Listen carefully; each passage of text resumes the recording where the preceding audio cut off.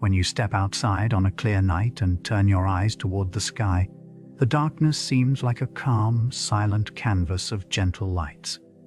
It feels peaceful, almost static. But out there, beyond our thin blue atmosphere, reality behaves in ways that challenge our everyday logic. We are about to embark on a journey through 80 aspects of the cosmos that sound like science fiction, yet are completely real. Welcome to Sleepy Mind Lab. As you settle in and get comfortable, let your mind drift away from the demands of the day. We will explore places where time stretches, where metals bond without heat, and where giant oceans float in the darkness. Let go of the familiar world and prepare for a gentle shift in how you perceive existence. Our journey begins now with the absolute quiet of the void. The sound of silence. Imagine standing right next to a colossal exploding star, a supergiant sun tearing itself apart in a flash of light brighter than billions of galaxies. In your mind, you probably hear a deafening roar, a cosmic explosion shaking the very fabric of existence. Yet, if you were actually there, you would experience absolute, unbroken silence. The violent destruction of a world would unfold without making even the faintest whisper. This happens because of how sound actually works. On Earth, we are surrounded by a thick blanket of air. When you speak, or when a car drives past, you push air molecules, causing them to bump into each other in a wave. That wave travels through the atmosphere until it hits your eardrums, which your brain translates into sound. But out in the deep void of space, there is no air. There are no atoms or molecules packed close enough together to carry a vibration. Without this medium to bounce off of, even the most energetic events in the universe are completely muted. Colossal stars can collapse, giant rocky planets can collide, and black holes can swallow entire solar systems, all occurring without producing a single decibel of noise. It is a realm of absolute quiet. Think about the quietest place you have ever been on Earth. Perhaps a still forest at midnight, or a bedroom when it snows. Even in those moments, you still hear the gentle hum of the atmosphere, the rustle of leaves, or the sound of your own breathing bouncing off the walls. In space, that background hum disappears. The silence of the universe is far deeper than mere quietness. It is a total absence of sound waves. But while the void itself is silent, the planets within it behave in ways that defy our local clocks. A day longer than a year. We often think of a day as a simple cycle of light and dark.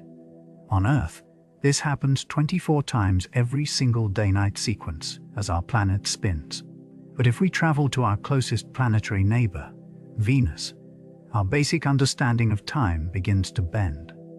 On this scorching, cloud-covered world, a single day actually lasts longer than an entire year. To understand how this works, we have to look at two different movements. The first is how long it takes a planet to spin once on its axis. Venus is a slow spinner. It takes 243 Earth days to complete just one single rotation. The second movement is the journey around the Sun. Because Venus is closer to the Sun than we are, its orbit is shorter. It completes a full journey around the Sun in only 225 Earth days. This creates a strange reality. A year on Venus passes before the planet can even finish spinning once on its axis. Because of this sluggish spin, the Sun behaves in a way that feels entirely backward. On Venus, the Sun rises in the west and sets in the east, moving across the sky at a slow crawl. If you could stand on the surface beneath the heavy yellow clouds, you would wait over 100 Earth days between sunrise and sunset. The day stretches out, thick and endless, while the planet quietly completes its entire trip around the star. In the time it takes for a single night to fall and then rise again, the seasons have shifted. The planet has finished its orbit, and a whole year has slipped away into the quiet dark of the deep void. The smell of outer space. Think about returning from a long walk in the absolute void of the universe and smelling the distinct aroma of a backyard barbecue clinging to the heavy fabric of your suit. When astronauts step back inside the airlock and remove their helmets, they often notice a strange, metallic, and sweet scent. It is a smoky odor that reminds them of hot metal, gunpowder, or even a seared steak. The vacuum of space is not entirely empty. It is actually filled with highly active energy particles. When these particles collide with the fabric of a spacesuit, they cling tightly to the fibers. When the airlock is repressurized, these particles mix with the fresh oxygen inside the cabin to create ozone-like molecules. This process creates a physical trace of the cosmos that people can actually smell. Astronauts describe this experience as both comforting and slightly eerie, as if the universe is introducing itself through our sense of smell. It is a gentle reminder that even the vast emptiness leaves a physical trace on the human senses, creating a permanent memory of the silent dark. Grains of sand on the beach. Let us take a moment to think about the vastness of our own world. Imagine walking along a sandy coastline. Think about running your hands through the tiny grains, letting them slip between your fingers. If we were to calculate the total number of sand grains on all the beaches and all the deserts of our planet, the number we get is almost impossible to hold in our minds. Scientists estimate that there are roughly 7 quintillion grains of sand on Earth. That is a 7 followed by 18 zeros. It is an ocean of tiny particles, covering vast Sahara dunes and stretching along every shore of every continent. Now, let us turn our gaze upward into the deep dark of the night sky. The observable universe holds an estimated septillion stars. That is a 1 followed by 24 zeros. When we compare these two numbers, the scale of the cosmos becomes clear. For every single grain of sand beneath your feet on Earth, there are 10,000 stars shining out in the dark.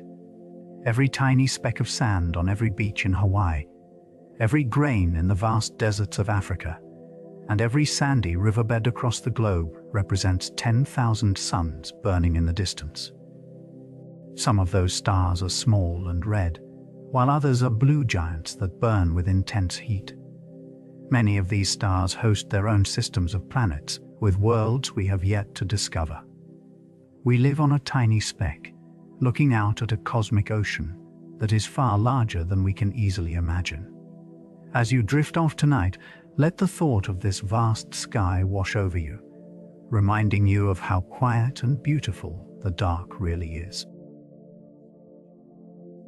Where time slows to a crawl. Imagine holding a simple clock in your hand. The second hand ticks away rhythmically, marking the steady march of time. Now, imagine sending this clock on a journey toward the edge of a black hole, while you watch from a safe distance through a powerful telescope. As the clock gets closer to that dark abyss, a strange disconnect occurs. To your eyes, the ticking of the falling clock begins to slow down. The intervals between the seconds stretch out. As it nears the absolute boundary, the point of no return, the hands of the clock seem to crawl, then drag, and finally freeze entirely. It hangs there, suspended in time, never appearing to cross the threshold. Yet, if you were riding along with that clock, you would notice nothing unusual. Your watch would tick at its normal pace. You would cross the boundary without any delay in your own experience, passing into the dark center. This strange experience is not an optical illusion. It is a fundamental property of our universe known as gravitational time dilation. Albert Einstein helped us understand that space and time are not separate. They are woven together into a single fabric. Heavy objects warp this fabric, much like a heavy ball sitting on a soft mattress. The more massive the object, the deeper the warp in the fabric. Because space and time are linked, warping space also warps time. Gravity acts as a physical brake on the very flow of reality, slowing down the ticks of the cosmic clock. If you were to travel to a massive black hole and park your spaceship just outside the edge of its boundary, you would enter a realm where time runs at a completely different speed than it does on Earth. If you spent exactly 1 hour in that intense gravitational field, you would feel like only 60 minutes had passed. You could read a chapter of a book or drink a cup of warm tea, but when you returned home, you would find that decades had passed on Earth. Everyone you knew would have aged by 30 or 40 years, while you had only aged by a single hour. You would have traveled into the future of the entire planet. The gravity of the black hole stretches the seconds out, making your 1 hour equivalent to decades of terrestrial time. Time is not a constant river flowing at the same rate for everyone. It bends, stretches, and slows to a crawl in the deep, quiet places of the universe. A teaspoon of a star. Imagine holding a simple metal teaspoon in your hand. On it rests a tiny scoop of grey dust, no larger than a single sugar cube. Yet, if you tried to lift it, you would find it impossible. This tiny amount of matter weighs about 900 billion kilograms. That is roughly the same weight as Mount Everest, all resting on a piece of metal that fits in your palm. This heavy material comes from the collapsed core of a giant dying star, known as a neutron star. When a massive star runs out of fuel, it collapses under its own immense weight. The collapse is so violent that it crushes the atoms themselves. The negative electrons and positive protons are squeezed together, merging to form a solid ball of neutral particles called neutrons. They are packed together so tightly that there is no empty space left inside the atoms. To understand how tightly packed this is, imagine gathering all 8 billion people on our planet. If we could remove all the empty space inside our atoms, we could squeeze the entire human race into a space no larger than a single sugar cube. It is a density that defies our everyday experience. This extreme concentration of matter creates a gravitational pull so intense that it bends light and crushes anything that gets close. If you dropped an object as small as a marshmallow onto a neutron star, the impact would release more energy than a giant nuclear explosion. The universe has squeezed matter to its absolute limit, creating objects that are almost beyond belief.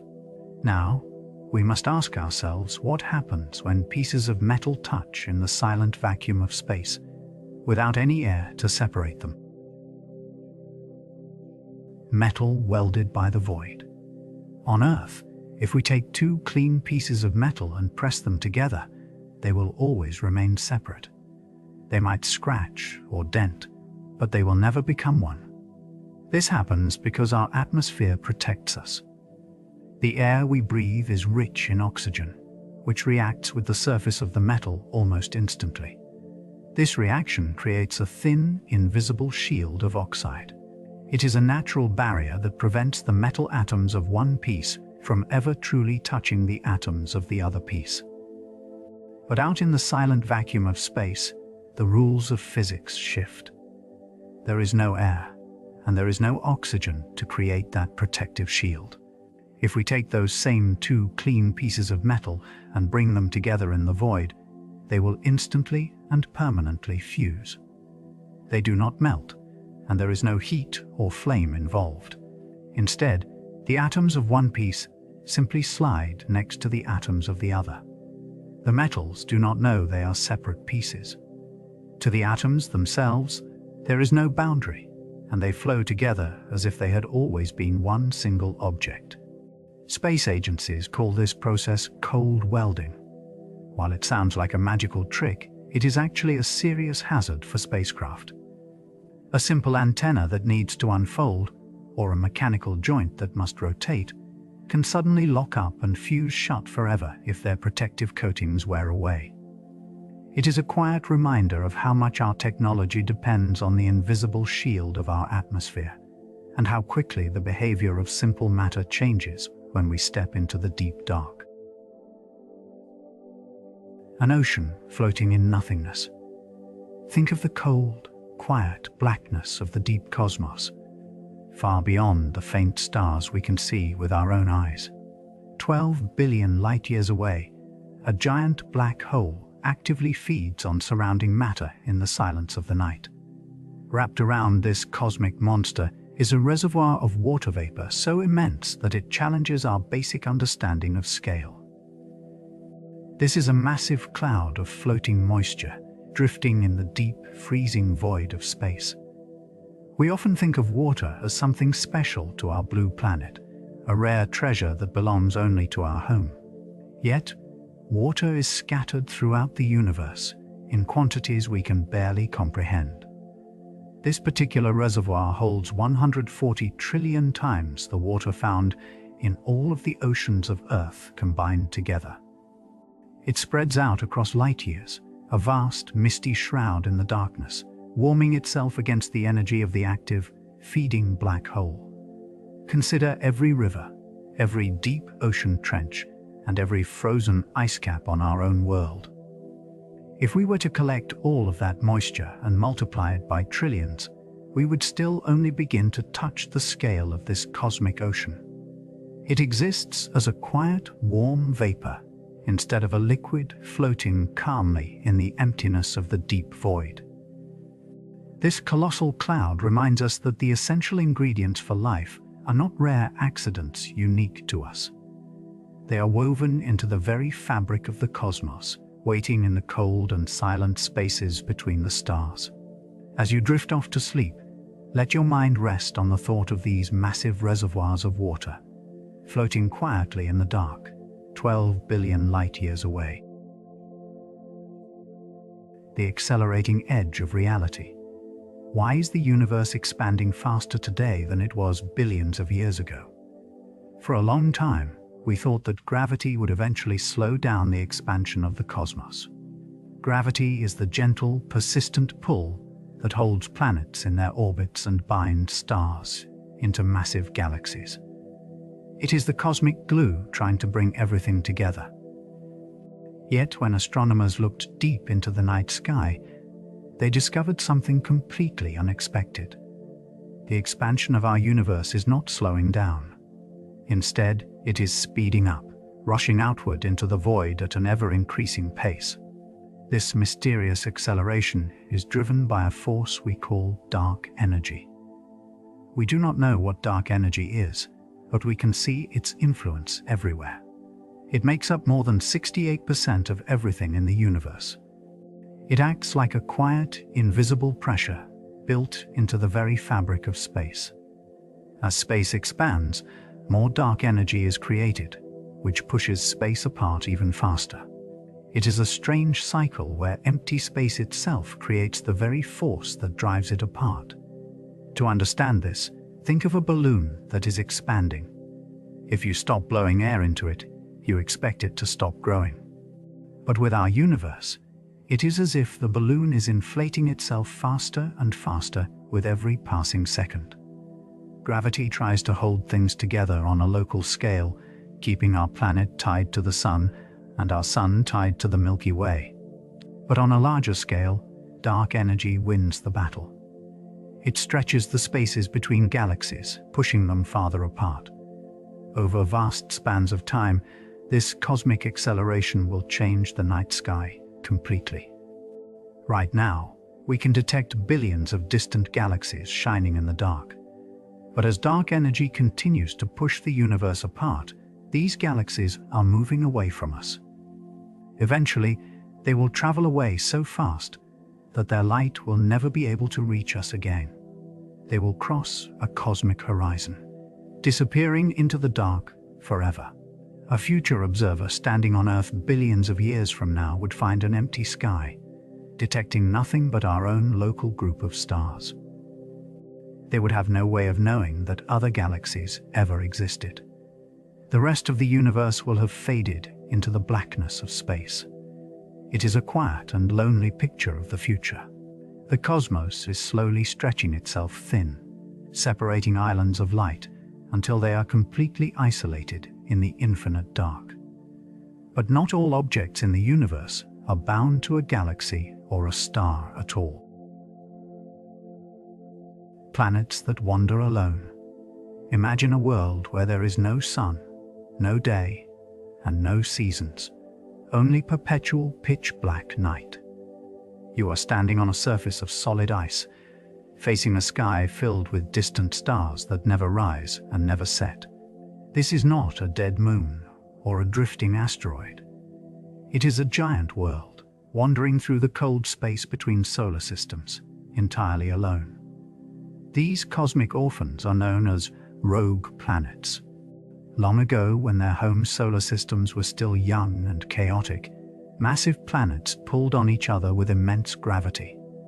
During this violent game of tug-of-war, some worlds were thrown out of their orbits and pushed into the deep void. They were cast out, orphaned from the warmth of their parent stars, destined to travel the dark forever. Astronomers estimate there could be billions of these dark wanderers drifting through our galaxy. In fact, there might be more homeless planets in the Milky Way than there are shining stars. They travel in absolute silence, cold and invisible to our telescopes, slipping through the dark like ghosts. Yet, even in this freezing darkness, these planets might hold secrets. Deep beneath the thick sheets of ice covering their surfaces, intense pressure and radioactive decay in their rocky cores generate continuous heat. This geothermal warmth could keep vast oceans of liquid water flowing in the dark, shielded from the vacuum of space. Entire ecosystems could exist in these hidden seas, warmed from below, never knowing the light of a morning sun. They drift through the silent blackness of the cosmos, tiny pockets of warmth in an endless frozen ocean. 1 million Earths inside the Sun. Imagine a giant, hollow glass sphere, suspended in the quiet darkness of deep space. This sphere represents the scale of our Sun. Now, imagine filling that vast glass dome with tiny blue marbles, each one representing the physical size of our Earth. To fill this giant sun sphere completely to the brim, you would need to pour in more than 1 million of those blue marbles.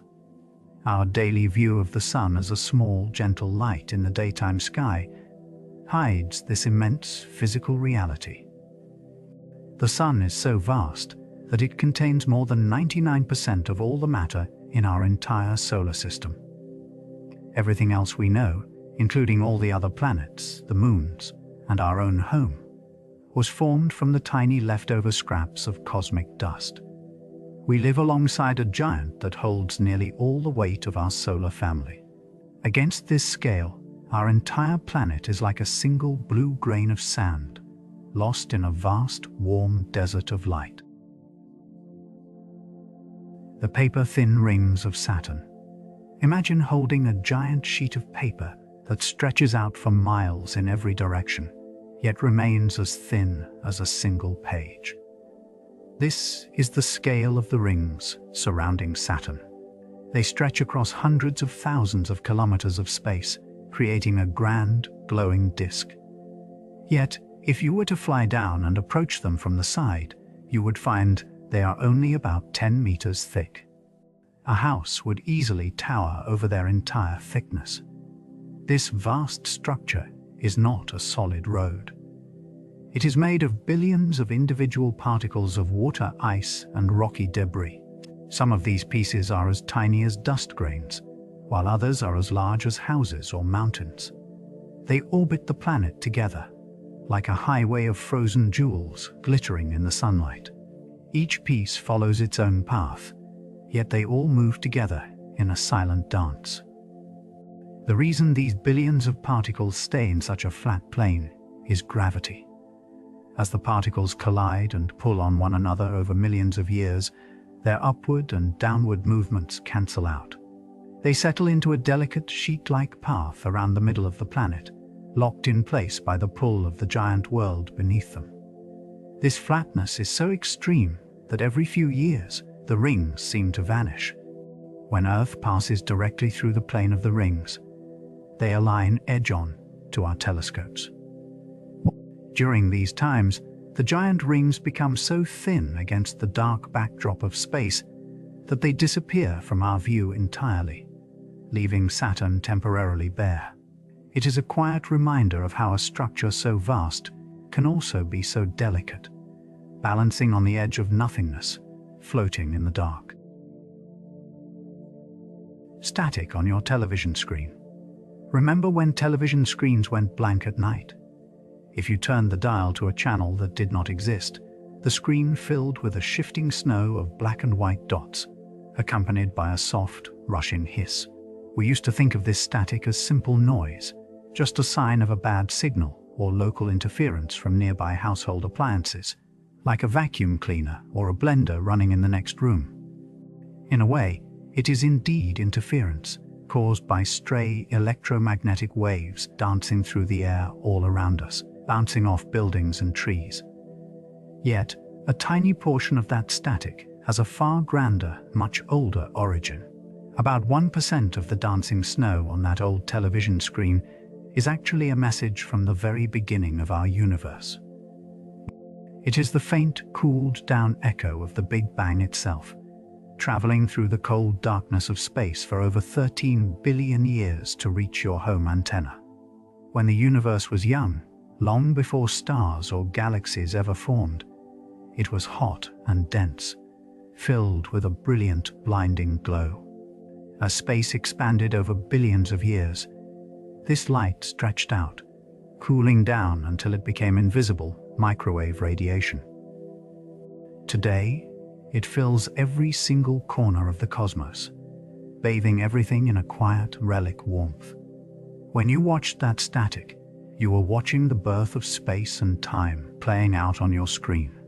The hum of the television was a direct connection to the ancient dawn of reality, a whisper from the first moments of creation itself, reminding us that we are always connected to the deep cosmos. But this background radiation is not the only cosmic force pulling at everything we know. The gravity of the Great Attractor. Somewhere in the deep, quiet darkness of space, an invisible giant is pulling us. As you rest tonight, our entire home galaxy, along with thousands of other cosmic neighborhoods nearby, is rushing through the void toward a single destination. We are traveling at a speed of over 1,400,000 miles per hour, drawn by a mysterious gravitational force known to astronomers as the Great Attractor. This is a slow, ancient journey that has been happening for billions of years. This silent cosmic anchor lies in the direction of the constellation Centaurus. Yet, we cannot see it directly. It hides behind the thick, crowded center of our own Milky Way galaxy, completely obscured by a dense wall of stars, gas, and ancient cosmic dust. Scientists call this hidden region the zone of avoidance because it blocks our view of the deeper universe beyond. We are flying blind toward a destination we cannot clearly photograph, moving toward something we can only measure by the way it pulls at everything else.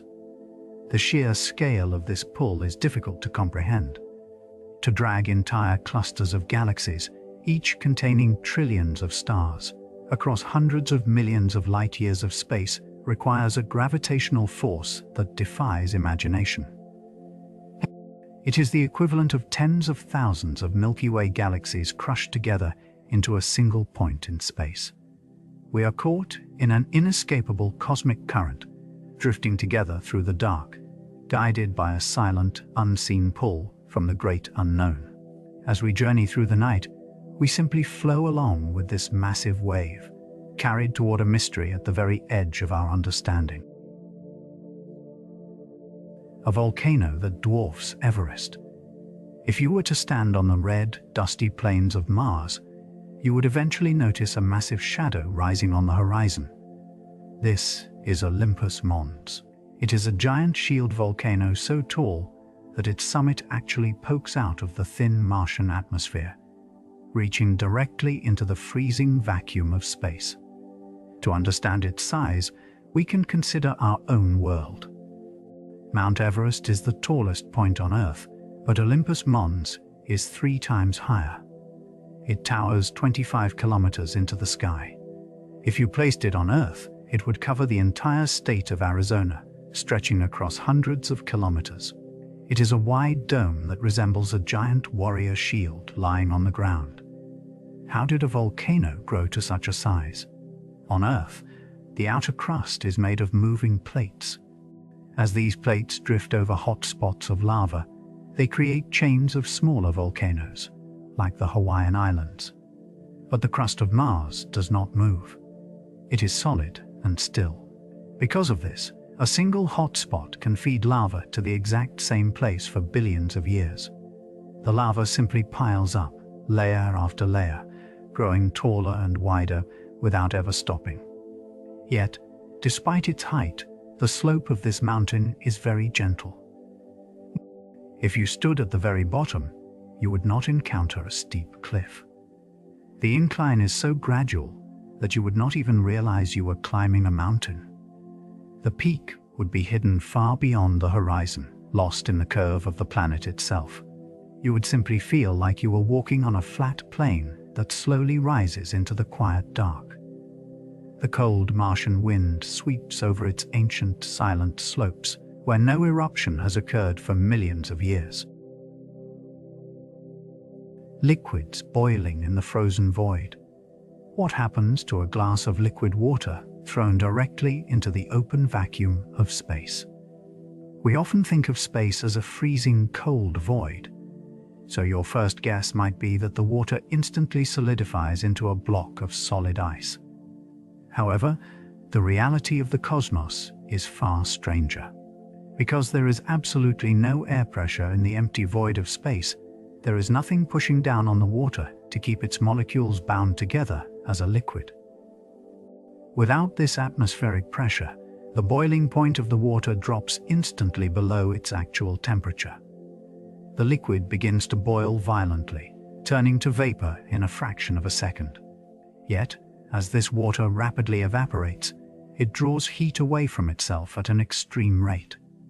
This sudden loss of thermal energy causes the remaining water to instantly freeze, turning the vapor into a fine mist of tiny ice crystals. In the deep silence of space, boiling and freezing happen at the exact same moment, leaving behind a delicate cloud of cosmic snow. Footprints left in the quiet dust. On the quiet surface of the moon, there is a print of a boot. The distinct tread of Neil Armstrong's boot is pressed into the fine grey lunar soil, completely undisturbed. If you could stand next to it today, it would be exactly as it was when he took that step more than 50 years ago. Here on Earth, our world is constantly erasing its own past. A single gust of wind, a gentle rain shower, or the shifting of tectonic plates will wipe away our physical history in a matter of hours or days. We are used to things fading, to trails washing away, and to stone wearing down over time. But the moon is different. It has no atmosphere.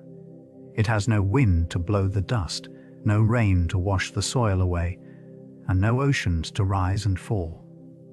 There are no rivers to carve valleys and no volcanoes to cover the landscape in fresh lava. The only thing that changes the lunar landscape is the slow, silent bombardment of tiny space rocks called micrometeorites, which arrive from the deep void of space. Because this process is so slow, it takes millions of years to wear down even the smallest feature. Because of this, the footprints left behind by the 12 astronauts who walked on the moon will remain intact for a very long time. They are frozen in the quiet grey dust, preserved like fossils in a museum with no walls. It is a strange kind of permanence. In a place where time seems to stand still, these marks of human presence will outlast our cities, our roads, and perhaps even our memory. But while the moon preserves every mark, some regions of the universe contain nothing to mark at all. The empty desert of space. Imagine looking out into a night sky where, no matter how far you travel, you see only pitch black emptiness. If you were to float in the center of this darkness, You would not see the comforting glow of distant stars or the faint, colorful swirls of galaxies. Instead, you would face a silent void that stretches out in every direction for millions of light years, a place where the darkness feels almost heavy. This place exists in our universe, and astronomers call it the Botez's Void, though it is often referred to as the Great Nothing. Normally, when we look at the cosmos, we see a web packed with matter. Galaxies cluster together like glowing cities, linked by bright highways of gas and dust. But the Great Nothing is a massive pocket of emptiness, a cosmic desert that measures roughly 330 million light-years across. To put that scale into perspective, our own galaxy, the Milky Way, is only about 100,000 light-years wide. If our galaxy were the size of a single grain of sand, this void would be large enough to swallow an entire beach. It is a space so vast that it defies our everyday understanding of distance and size. Based on everything we know about how the universe grew, a region of this size should contain at least 10,000 galaxies. Yet, in this vast stretch of nothingness, scientists have detected fewer than 100. If we lived in the middle of this void, we would have believed we were entirely alone in the cosmos. We would not have discovered other galaxies until our technology became advanced enough to peer past this massive gulf of empty space. We would have looked out into the night and seen only darkness, believing our own home was the only island of light in existence. This giant pocket of silence poses a difficult question for scientists, challenging our theories of cosmic structure. Our current understanding of the universe suggests that gravity should have pulled matter together more evenly, leaving behind smaller gaps rather than a giant desert of this scale. Some researchers believe that smaller voids may have merged over billions of years, slowly carving out this giant abyss. Others struggle to explain how such a massive space could become so completely empty, leaving us to wonder what forces could clear out so much matter.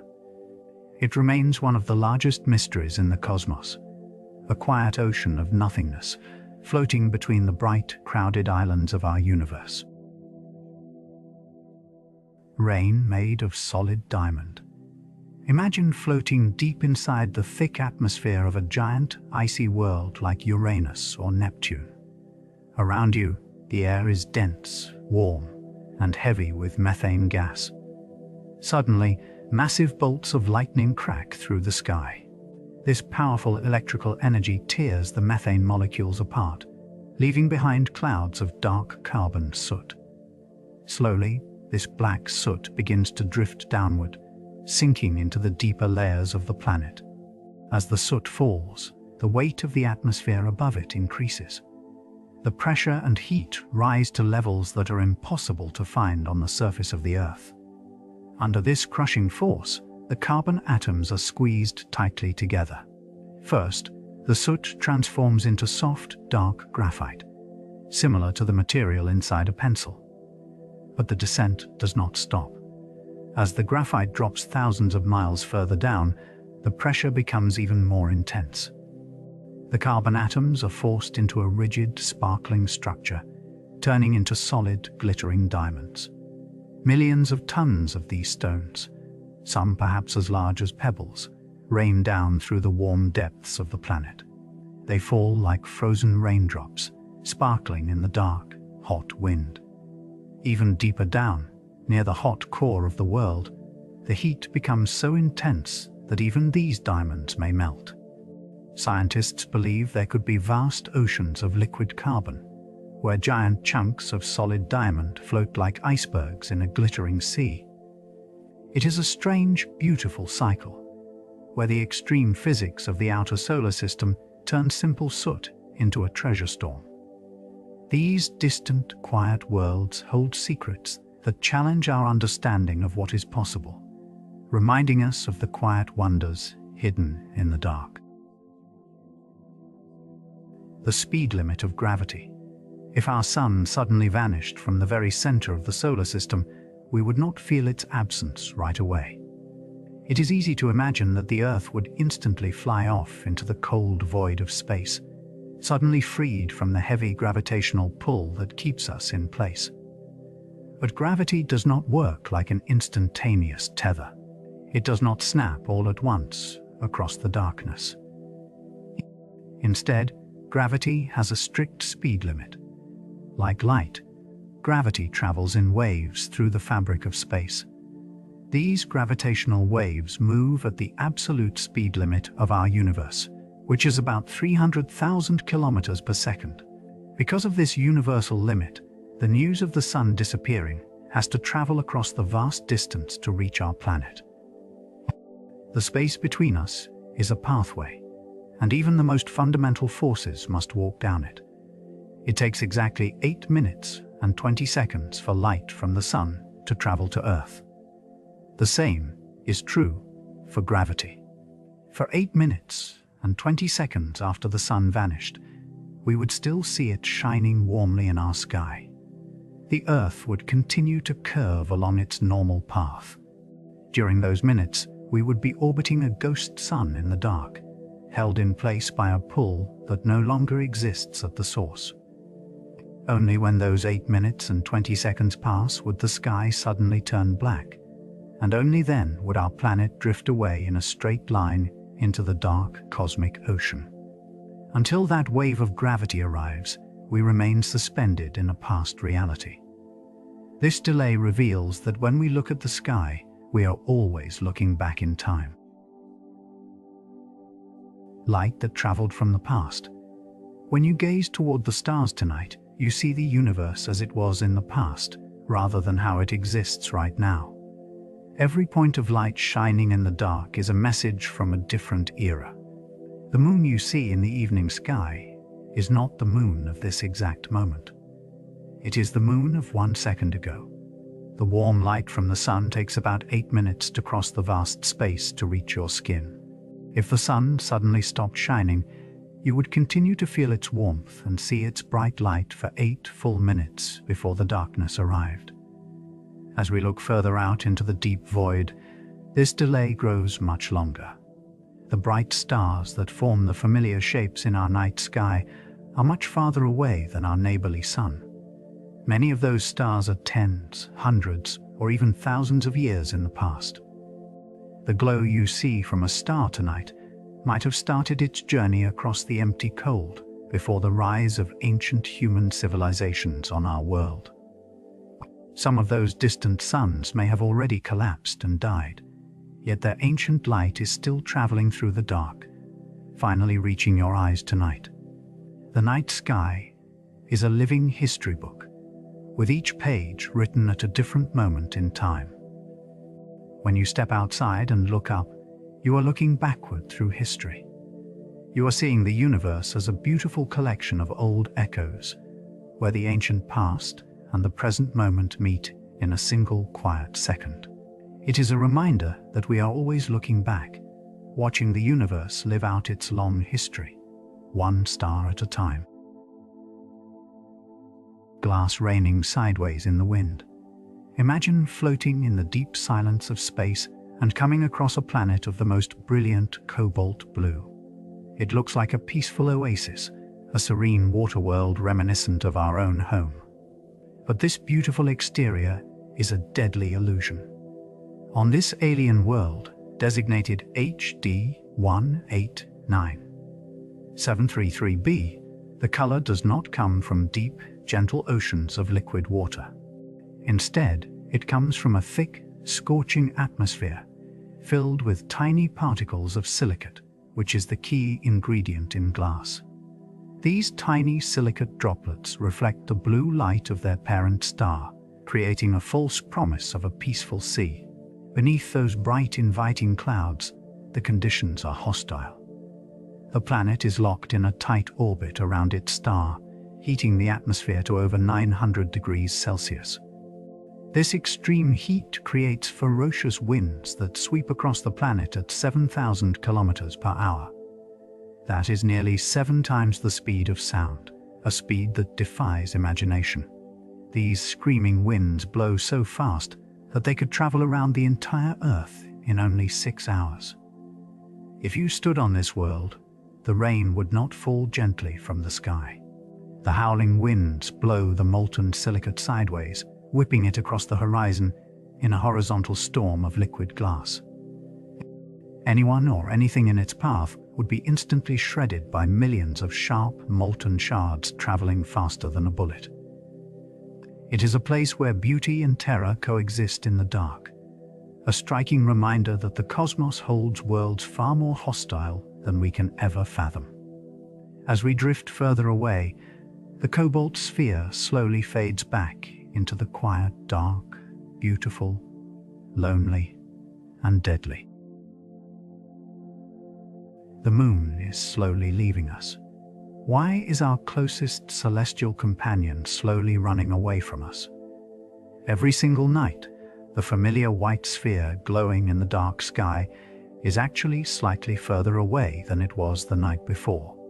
This slow departure is the result of a silent gravitational tug-of-war between our world and its companion.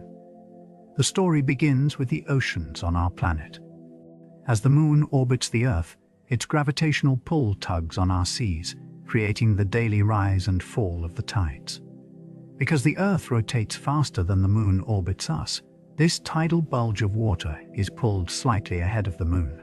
This extra mass of water exerts its own gentle pull on the moon, dragging it forward in its path. By pulling the moon forward, the Earth transfers a tiny amount of its own rotational energy to the moon. This boost of energy speeds up the moon, which naturally flings it into a wider, higher orbit, much like a person on a carousel moving outward as the ride spins. Every year, this movement pushes the moon about 3.8 centimeters further into the cold dark of space. Billions of years from now, our descendants will observe a moon that appears much smaller in the night sky. The beautiful spectacle of a total solar eclipse, where the moon perfectly covers the sun, will become impossible because the moon will be too far away to block the light. Over vast stretches of time, this slow drift will reshape the relationship between our two worlds, changing the night sky forever. As the moon recedes, we are reminded of the invisible forces that dominate the universe, like the silent web of dark matter. The ghost matter of the cosmos. Every star we can point to in the night sky, every planet orbiting a distant sun, every speck of dust drifting in the void, and every glowing cloud of gas makes up only a tiny fraction of the universe. We live in a world built on things we can see and touch, yet the vast majority of the cosmos is made of something we cannot see at all. Scientists call this invisible presence dark matter. It does not reflect light, it does not emit light, and it does not absorb light. It is completely transparent, passing through normal matter like a ghost passing through a wall. Even right now, as you rest in the quiet of the night, billions of these invisible particles might be streaming through your body without leaving any trace at all. We know this ghost matter exists because of its pull on everything else. Think of a merry-go-round spinning very fast. If children hold onto the outer railing, they have to grip tightly so they do not get thrown off. Galaxies spin in a very similar way.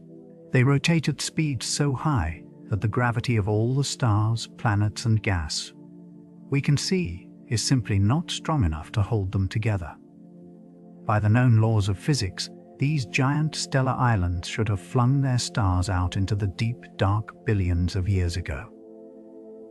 Yet they remain whole and steady. Something invisible is acting like a cosmic glue, holding the spinning structures together. It is an invisible scaffolding, a massive web that cradles every galaxy in the universe. Since we cannot see this scaffolding directly, we have to look for the way it bends the universe around it. We do this by watching how it affects light. Imagine placing a heavy glass marble on a grid pattern. The glass bends the lines behind it, distorting the pattern. In the cosmos, gravity does the same thing to space itself. When light from a very distant star travels toward us, It has to pass through the invisible clumps of dark matter. The immense gravity of this unseen material bends the path of the light, warping and stretching the images of distant galaxies into glowing arcs. By studying these distorted images, we can map out exactly where the invisible matter is hiding, creating a map of the unseen. It is a quiet reminder that the universe is far grander than the light we can see, and that we are floating in a cosmic ocean shaped by forces we are only beginning to comprehend, drifting through a reality we cannot touch. The star that swallows solar systems. Imagine a commercial passenger airplane flying at its normal cruising speed. If this plane attempted to fly around the outer edge of the hypergent star known as Scorched, the journey would take 900 years. This star is a red supergiant of unfathomable proportions. If we placed it at the center of our solar system, its outer edge would swallow the orbit of Jupiter, engulfing Earth and all the inner planets. Our own sun, which seems so massive to us, is a tiny speck next to this giant. Yet despite its enormous volume, this star is surprisingly thin. Its outer layers are so bloated and spread out that they are nearly a vacuum, resembling a glowing hot mist rather than a solid sphere of plasma. It is a fragile giant, holding a vast space with very little actual material. Thinking about Scorched reveals the staggering range of scale in our universe, where the smallest stars are barely larger than planets, while the largest ones could contain entire solar systems within their borders. Ghosts in the pillars of creation. Towering columns of cold hydrogen gas and dark interstellar dust stretch across light years of space, glowing softly in the intense radiation of newborn stars. These are the pillars of creation, located deep within the Eagle Nebula. They stand like giant fingers reaching into the dark, quiet nurseries where new worlds are born. When we study them, we feel we are watching active cosmic history unfold in real time. Yet, we are actually observing ghosts. The light carrying the image of these pillars to our telescopes must travel 7,000 light-years across the vast emptiness. That light started its journey toward us 7,000 years ago, long before our civilizations began. We see them exactly as they were then, frozen in a moment from the deep past. Astronomers have found evidence of a violent event in that region. A massive star nearby exploded in a supernova. The shockwave of that explosion, a fast-moving wall of heat and dust, likely swept through the pillars 6,000 years ago. If that happened, the columns were pushed apart and destroyed long ago, scattered into the dark. We are observing a grand celestial monument that might have been wiped out when ancient humans were first learning to write. The light showing their destruction is still traveling toward us, still crossing the great empty distance. For the next 1,000 years, our descendants will continue to gaze up and admire these columns. We are admiring a phantom, a beautiful memory preserved in the slow flight of light across the universe. It makes us realize that the night sky is a collection of historical moments rather than a snapshot of the present, with some of those moments having ended long ago. We are observing a cosmic graveyard, but to us, it still appears as the cradle of creation, stretched into a single thread. Imagine you are floating in the deep, quiet void of space, drifting slowly toward a black hole. At first, the journey feels peaceful. There is no wind, no sound, and no sensation of movement. But as you draw nearer to that invisible boundary, the point of no return, a strange sensation begins to take hold. You feel a gentle, subtle tug at your toes. As the seconds pass, this tug grows stronger, turning into a persistent pull. The reason for this lies in a simple fact of distance. Your feet, pointing toward the dark abyss, are closer to the center of gravity than your head is. On Earth, the difference in gravity between your feet and your head is so very small that you can never feel it.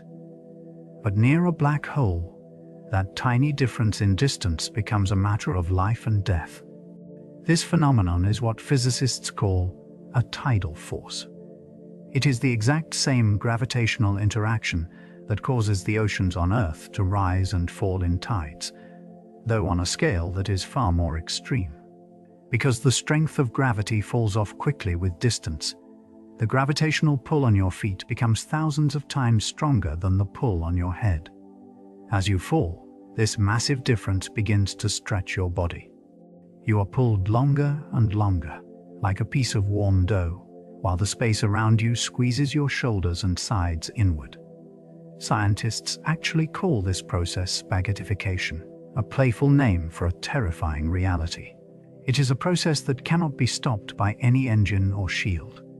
If an object, perhaps a metal tool, were dropped from a spacecraft, it would behave less like solid metal and more like soft clay.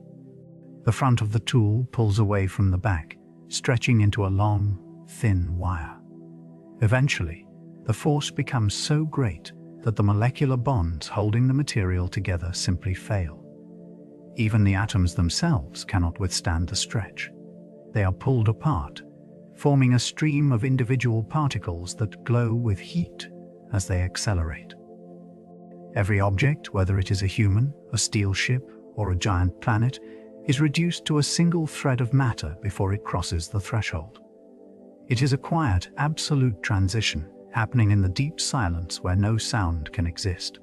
The universe gently dismantles everything we know, stripping away form and leaving only the most basic components of matter. While this stretching happens in extreme gravity, our entire solar system is hurtling through the galaxy at breakneck speeds. Flying through the galactic void.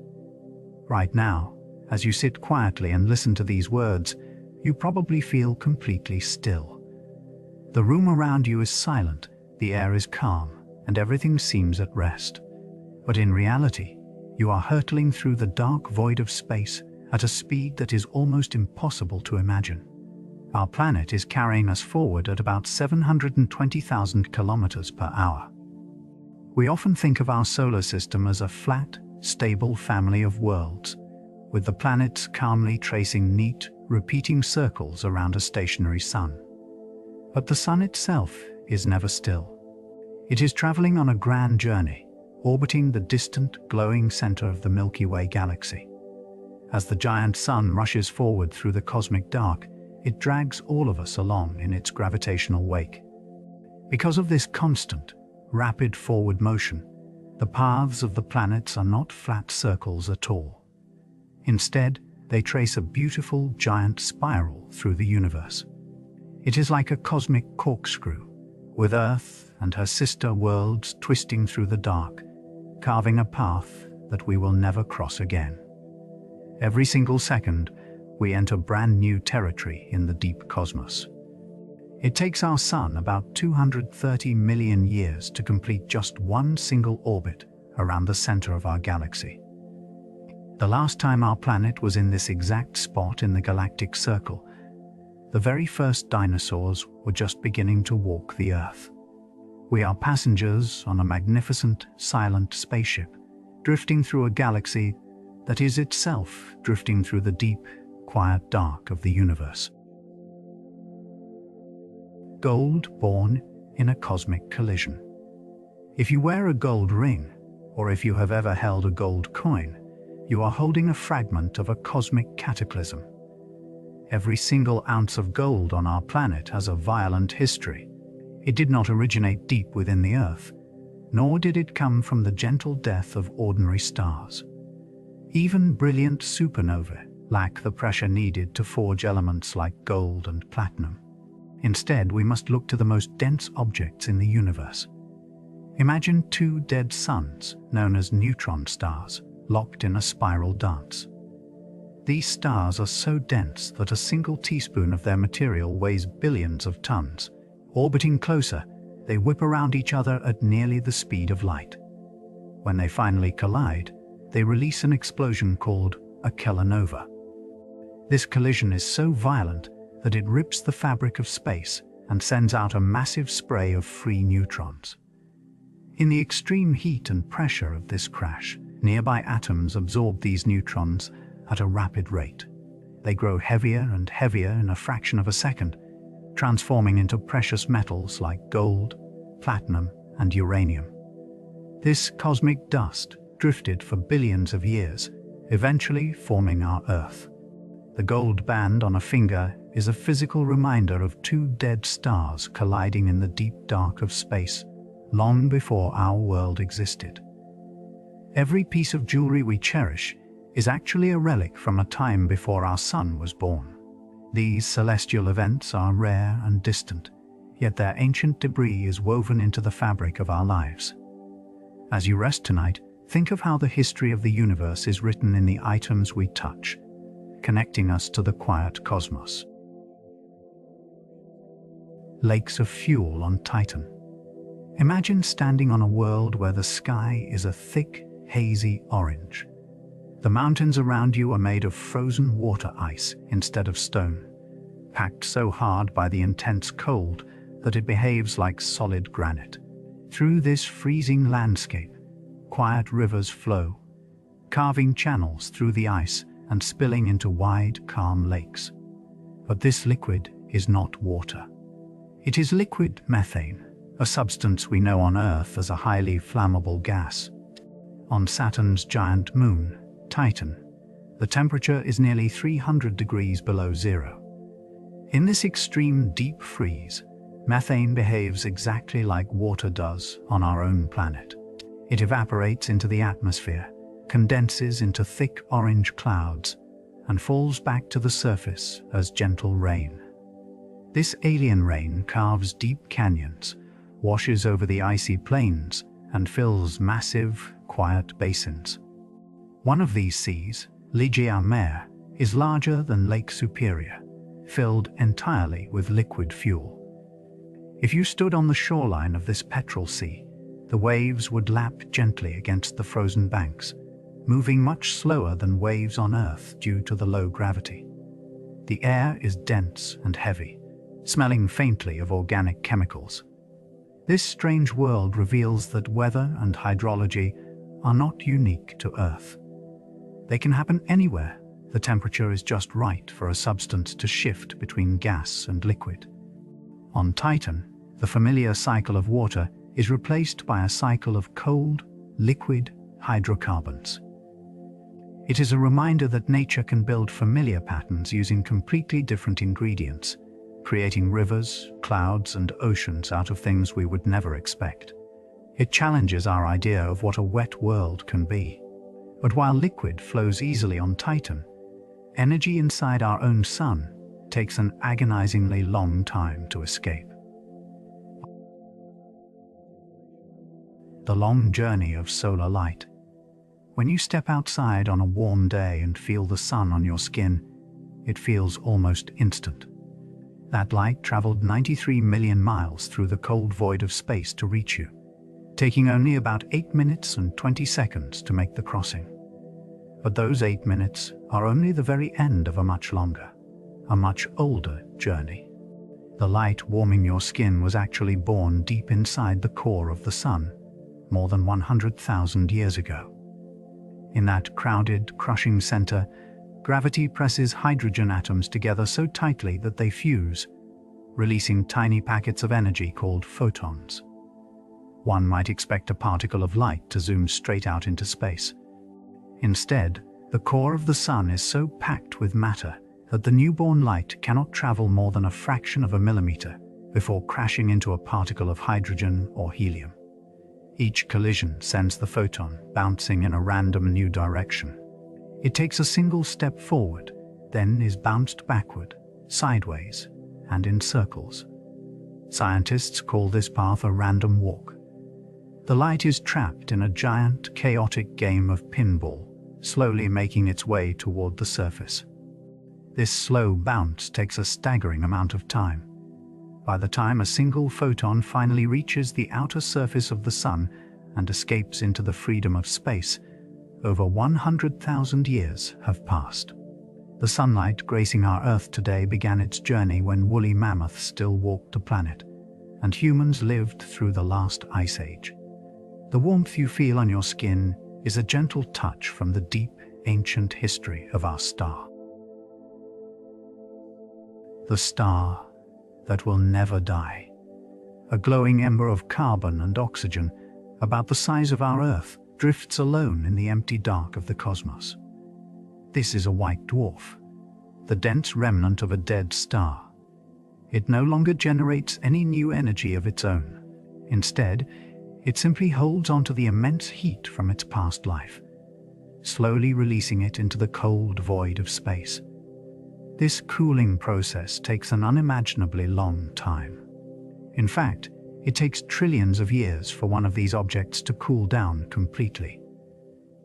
Because our universe is only 14 billion years old, not a single one of these stars has had enough time to lose its heat.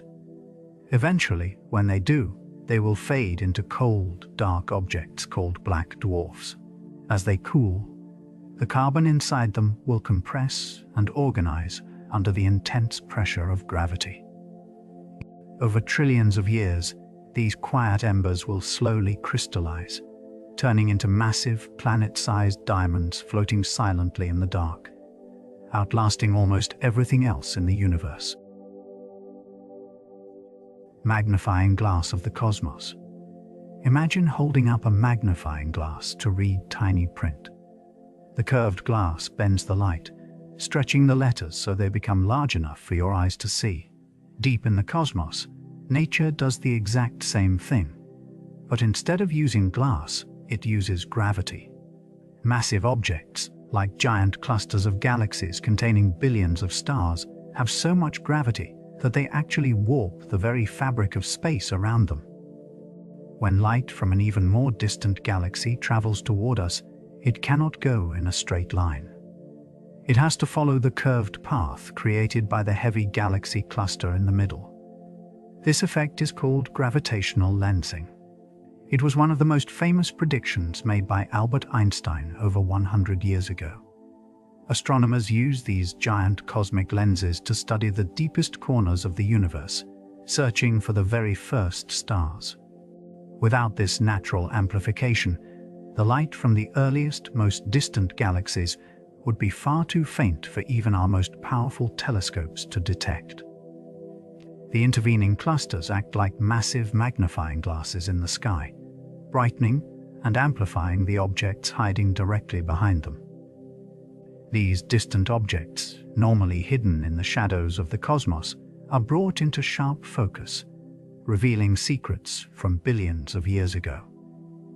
When telescopes capture these magnified images, the background galaxies do not look normal. The bending of light warps their appearance, stretching them into glowing arcs, halos, and bright rings that loop around the closer galaxy cluster. It is a beautiful cosmic mirage, a trick of light and gravity that allows us to peer back to the dawn of time, using the universe itself as our magnifying glass. Space dust falling on our heads. If you run your finger along a windowsill or the top of a bookshelf, you will collect a thin layer of grey dust. We usually think of this material as dead skin cells, lint, or soil carried in from the garden by a summer breeze. But some of those tiny particles have a much longer journey behind them. A fraction of that dust started as the icy tail of a frozen comet, billions of miles away, or the debris of an ancient asteroid collision that happened long before humans walked the Earth. As our planet speeds through space, orbiting the Sun at 66,000 miles per hour, it acts like a giant vacuum cleaner. We are constantly sweeping up cosmic debris. Every single day, about 100 tons of space dust and tiny micrometeorites enter our atmosphere. Most of these particles are smaller than a single grain of sand. When they hit our upper atmosphere, they collide with air molecules at high speeds. Many burn up, creating the shooting stars we see on clear nights. But many of the smallest pieces do not burn. Instead, They gently float down through the clouds. They drift through the wind, slowly settling on roofs, leaves, and eventually our own fingertips. We are constantly gathering pieces of the wider solar system. The dust we sweep away from our homes is a physical connection to the deep cosmos, a reminder that the boundary between Earth and space is much thinner than we think. We walk through a gentle rain of ancient history every day, breathing in the quiet remnants of dead stars that formed long ago. This constant rain of dust is left behind as we push past the boundary of our sun's domain. The edge of the solar system. Imagine a lonely metal traveler moving through the quiet dark, billions of miles away from the warmth of home. This is Voyager 1. In the late summer of 2012, this small, silent explorer crossed an invisible border in the deep freeze of space. For 35 years, it had been sailing through a protective bubble blown into the void by our sun. We call this bubble the heliosphere. It is a vast shield of magnetic fields and hot particles, flowing outward from our star and keeping the harsh radiation of the wider galaxy at bay. It protects our planets like a cosmic womb. But as Voyager pushed further into the darkness, it reached a place where the power of the sun began to fade. The solar wind slowed to a crawl. Then, suddenly, the wind stopped altogether. The spacecraft had crossed the heliopause, the thin boundary where the dying breath of our star meets the cold, ancient wind of interstellar space. When Voyager crossed this line, its instruments detected a sharp rise in high-energy cosmic rays, particles shot from distant exploding stars. It had left the backyard of our solar system and entered the deep ocean of space between the stars. The sun was no longer a warm, dominant presence, but simply a bright point of light behind it, no different from the others. Now, this machine of glass and metal drifts in the endless dark, moving through the ancient dust of dead worlds. It carries a golden record filled with the sounds of rain, music, and human voices. Long after our sun grows cold, this little messenger will still be traveling, a quiet monument to our curiosity, floating forever in the peaceful silence of the stars. A planet being eaten alive. Imagine a giant gas world, twice the size of Jupiter, pulled and stretched into the shape of a massive egg. A glowing bridge of hot plasma leaks continuously from its outer layers, flowing directly into the giant star it orbits. This is the planet named WASP-12b, and it is actively being eaten alive by its parent sun. The planet orbits so close to its host star that the gravity is intense and uneven, warping the entire world out of its normal round shape. At the same time, the extreme heat of the star reaches over 2,000 degrees, boiling the outer atmosphere away into the cold void. The star acts like a giant vacuum, slowly drinking the gas giant and stealing its mass second by second. Scientists estimate the planet has only about 10 million years left before it is completely consumed, leaving absolutely nothing behind. It is a slow, silent cosmic tragedy, playing out in the deep dark of space, a reminder of how violent and unpredictable our universe can be. The dark snowball in space. Imagine a giant lump of ice and rock drifting through the absolute darkness of space. We often call these wandering objects comets, and we might think of them as bright, white snowballs sailing through the night. But if one were to fly right next to you, it would look very different. It is an object that looks like a dirty charcoal briquette, pitch black and covered in soot. For a long time, people imagined comets as pristine, icy bodies. Astronomers even nicknamed them dirty snowballs. But when spacecraft finally traveled close enough to take pictures, they discovered a surprising reality. The surface of a comet like Halley's Comet is actually one of the darkest objects in our solar system. It reflects less light than a piece of coal. This deep black color comes from a thick crust of complex, carbon-rich organic compounds. These compounds are the ancient remnants of the early solar system, frozen in time for billions of years. These materials cover the ice beneath like a dusty, protective blanket. Because this crust is so dark, it absorbs almost all of the sunlight that hits it. The ice remains hidden and frozen in the deep cold of space, completely invisible. It is only when the comet's orbit brings it close to the warmth of the sun that everything changes. The intense solar heat penetrates the dark crust, causing the ice beneath to turn directly into gas. This escaping gas carries dust with it, creating a giant, glowing tail that stretches across millions of miles. Without the warmth of the sun, the comet remains a silent, dark wanderer, drifting invisible in the blackness. While comets are dark and quiet, some dead stars carry magnetic fields that could tear your atoms apart. Magnetic fields that destroy atoms. Think of an object so powerful that its mere presence hundreds of thousands of miles away could reach out and erase every piece of digital information on our planet. If a strange cosmic object known as a magnetar were to drift into our neighborhood and pass by us at the distance of the moon, it would instantly wipe clean every single credit card, hard drive, and bank account on Earth. But that would be the least of our worries. A magnetar is a rare and extreme type of neutron star. This is the collapsed remnant of a giant star that died in a massive explosion. It is small, perhaps only 15 miles across, yet it packs more mass than our sun.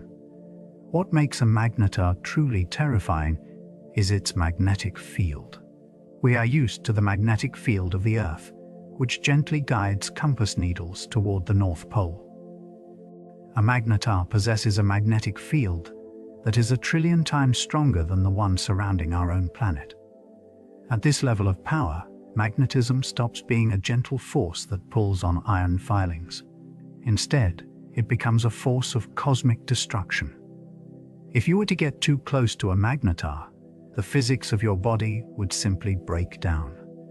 The atoms that make up your cells, your water, and your bones rely on electrons orbiting around a central nucleus.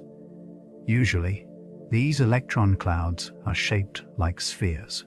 But the magnetic pull of a magnetar is so intense that it stretches these spheres into long, thin needles. When atoms are squeezed into needles, they can no longer bond with each other. The delicate chemistry of life depends on atoms sharing electrons. When those electrons are forced into tight, straight lines, all chemical reactions stop. The molecules in your body would instantly dissolve.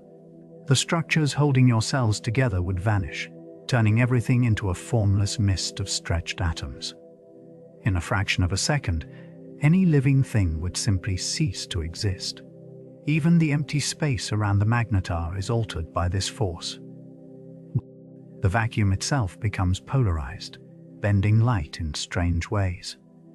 It is a reminder that the rules of chemistry we experience here on Earth are actually fragile. We live in a quiet, protected pocket of the universe, where atoms are allowed to keep their round shapes and connect in peace. Far out in the dark, there are places where the fundamental building blocks of matter are torn apart by nothing more than the invisible pull of a dead star. Sunsets with multiple stars. Imagine standing on the cool, damp sand of an alien beach. As you gaze toward the horizon, the sky does not fade into a single familiar twilight.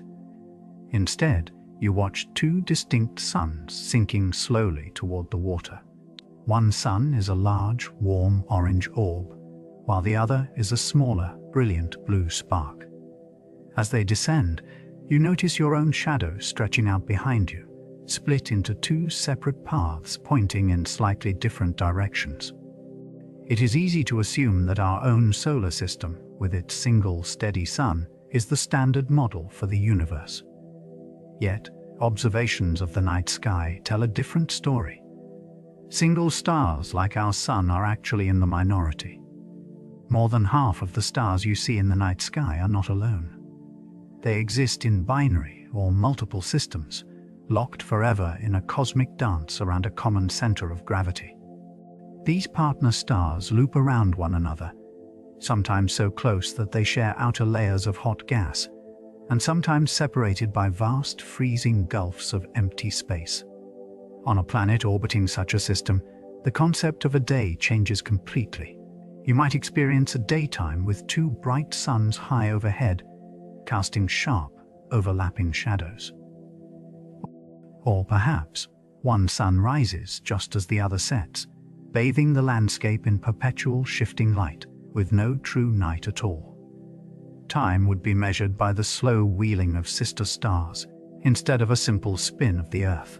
The rhythm of life on such a world would be dictated by the complex choreography of these distant partners, turning the simple act of a sunset into a beautiful, ever-changing dance of light and shadow. Our place in the local supercluster.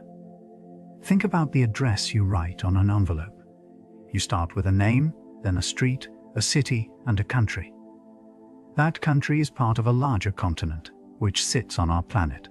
In the cosmos, we have a very similar nested address. Our home galaxy, the Milky Way, is just one member of a cozy galactic neighborhood. We call this local neighborhood the local group. It is a cluster of about 50 galaxies drifting together through the dark. Our most famous companion is the Andromeda Galaxy, a beautiful spiral shape that is slowly moving toward us. Along with the smaller Triangulum Galaxy and dozens of tiny dwarf galaxies, we form a quiet family bound together by the invisible pull of gravity. But if we zoom out even further, our entire local group is just a tiny speck. We belong to a much grander structure known as the Virgo Supercluster.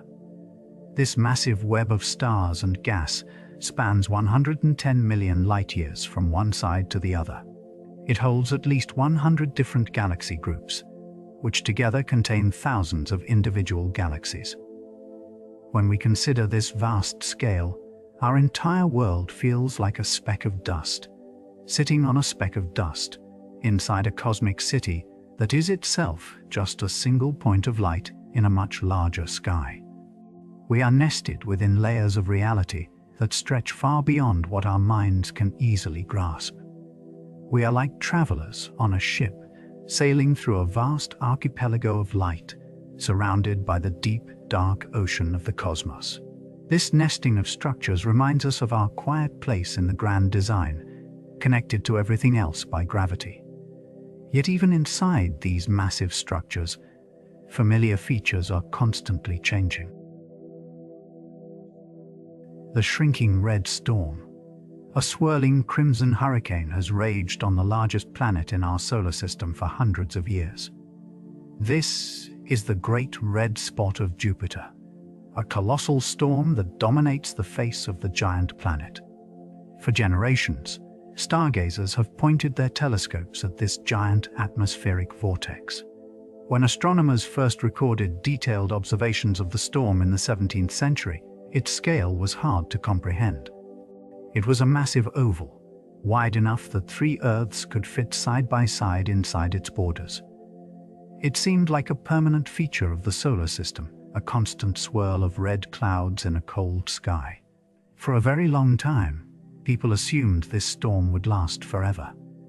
Yet, even the grandest structures in the cosmos are subject to change. In recent decades, spacecraft and telescopes have captured a steady, quiet shift. The storm is becoming smaller and more circular. It is losing its stretched shape, shrinking at a noticeable pace every year. What was once a giant oval is slowly transforming into a circle. Scientists who study the atmosphere of Jupiter observe that the storm is losing its energy.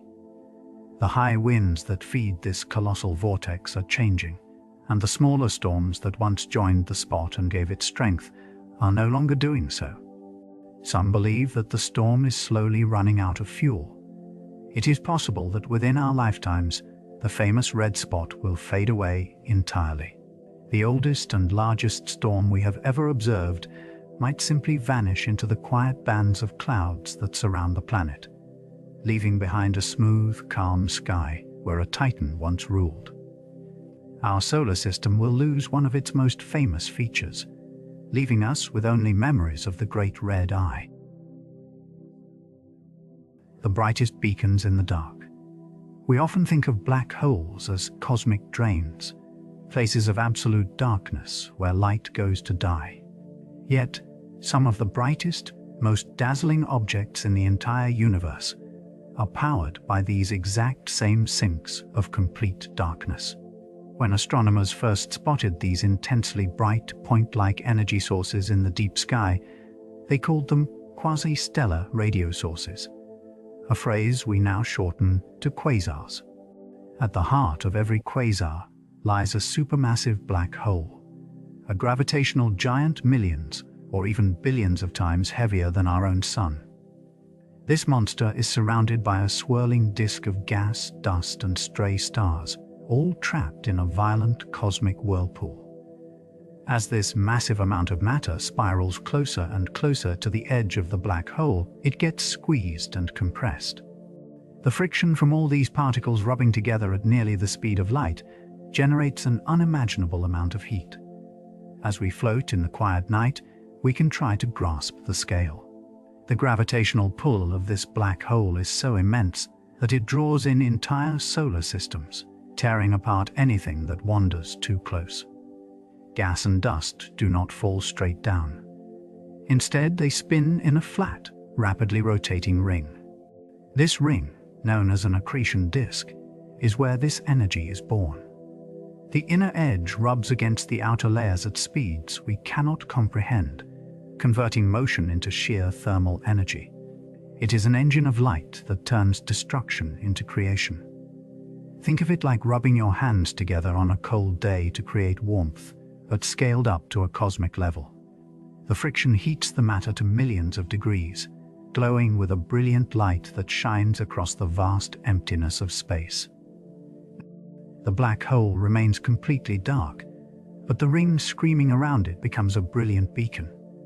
A single quasar can outshine 100 Milky Way galaxies combined. If we placed one in our stellar neighborhood, it would drown out every star in our night sky, shining as brightly as our sun, despite being trillions of miles away. These searchlights are so powerful, we can see them from billions of light years away, acting as guideposts from the ancient past. Imagine a light that has traveled through the quiet void for billions of years. It represents a time when the universe was young, wild, and filled with collisions. These beacons are beautiful, and they serve as clues to how galaxies grow. They remind us that the deepest dark can create the most brilliant light, guiding us through the vast, quiet night. Frozen nights and burning days. How can a planet closest to the sun experience temperatures that would freeze carbon dioxide? This is the reality of Mercury, a small, rocky world baking under the direct glare of our star. Because Mercury lacks a substantial atmosphere, there is no protective blanket of air to trap the heat of the sun, meaning that heat escapes immediately into space. During the long day, the surface rises to a scorching 430 degrees Celsius, which is hot enough to melt solid lead. Yet, as soon as the sun sets, all that intense heat escapes immediately back into the cold void of space. Without an atmosphere to hold the warmth, the temperature drops to a freezing -180 degrees Celsius on the dark side. It is a place of extreme contrast, where fire and ice exist side by side on the very same sphere.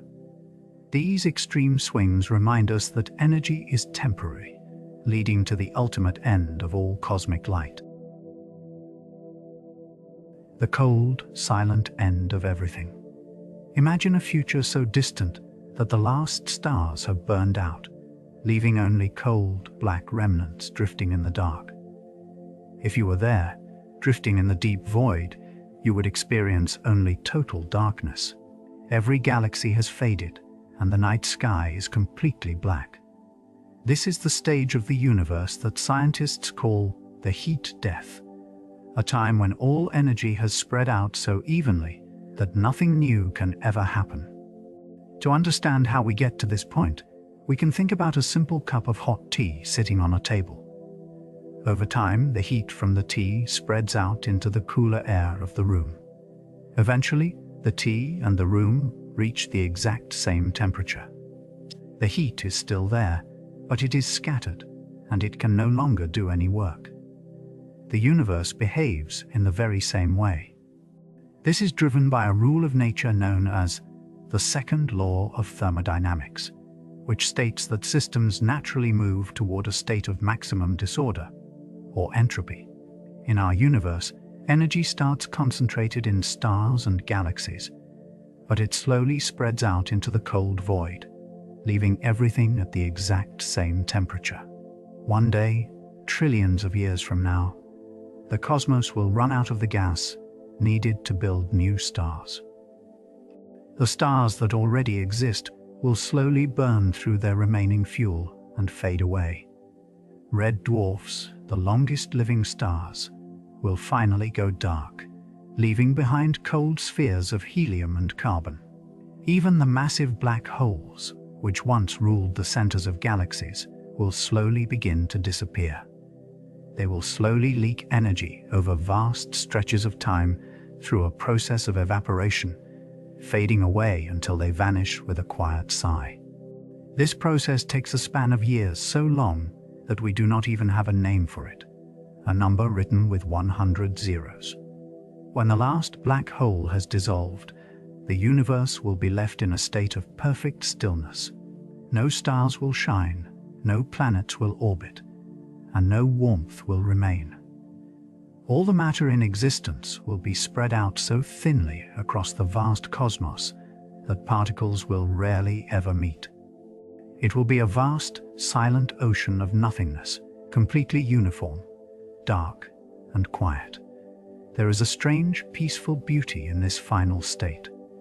After billions of years of violent explosions, collisions, and constant change, the universe will have finally found its rest, settling into a permanent, undisturbed sleep. Raspberries and rum in outer space. If you could travel to the very center of our galaxy and take a deep breath, the cosmos might smell unexpectedly familiar. Instead of the cold, metallic scent of dust and radiation, you would find yourself surrounded by the aroma of a summer kitchen. In the heart of the Milky Way, there is a giant cloud of dust and gas known as Sagittarius, B2. This cloud is immense, spanning billions of miles across the dark void. When scientists pointed giant radio telescopes toward this distant region, they were searching for the complex chemical building blocks of life. They analyzed the radio waves emitted by the cloud, which act like unique chemical fingerprints, revealing the secrets of the deep dark. What they discovered was a massive abundance of a molecule called ethyl formate. On Earth, this simple organic compound is responsible for two very distinct sensory experiences. It is the exact chemical that gives raspberries their sweet, tart flavor, and it is also the main compound that gives rum its rich, warm aroma. It is a strange, comforting thought that these familiar scents are floating in vast quantities through the freezing darkness of deep space. We often view the universe as a sterile, hostile place, yet the very same chemistry that makes our lives sweet and aromatic is woven into the fabric of the stars. The ingredients for a summer afternoon are drifting in the silent void, waiting in a cloud billions of miles away, linking our senses directly to the heart of the galaxy. It reminds us that we are intimately connected to the deep cosmos, and that the elements of our most pleasant moments are shared with the stars. The companions we do not see. We often think of our planet as a lonely traveler with only one loyal companion. The moon has kept us company for billions of years, lighting up our dark skies. Yet, this giant glowing sphere is not the only rock that shares the orbit of Earth. There are other, smaller companions traveling alongside us through the dark, completely hidden from our view. These tiny worlds share our path around the Sun, acting as silent partners in our cosmic journey. One of these silent partners is an asteroid named Kruthner. It does not circle our world the way the Moon does. Instead, it follows a path that is locked in a strange horseshoe shape relative to Earth. As both our planet and this asteroid travel around the Sun, their gravitational forces interact in a delicate balance. Kruthner slides toward us, gets nudged by our gravity, and then drifts away, tracing a vast loop through space that takes nearly 800 years to complete. Sometimes, the connection becomes even closer.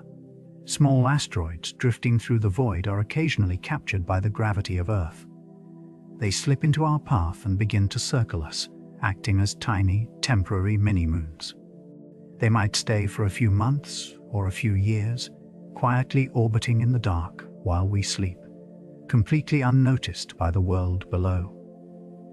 Eventually, the physics of their journey push them away, and they are thrown back into the deep ocean of space to resume their long orbits around the Sun.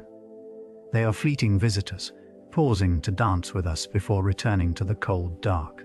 Some objects in space are traveling fast enough to escape gravitational traps altogether. Stars thrown out of the galaxy. Imagine a massive burning star, a giant ball of fire and light, rocketing through the quiet galactic suburbs. It is leaving its home galaxy behind forever, moving into the cold, empty void between galaxies where there is nothing but darkness for billions of light years. How does a star, billions of times heavier than our Earth, get thrown away like a piece of unwanted trash? It begins with a dance of two stars. They orbit one another in a tight, spinning circle, bound together by gravity. As they travel through the busy, crowded center of our galaxy, they pass too close to the supermassive black hole known as Sagittarius, a star. This black hole has the mass of 4 million suns, a gravity so strong that it distorts the space around it. When the pair of stars gets close enough, the black hole pulls them apart with immense force. It captures one star, pulling it into a permanent, tight orbit around the dark center. But the energy from this capture has to go somewhere.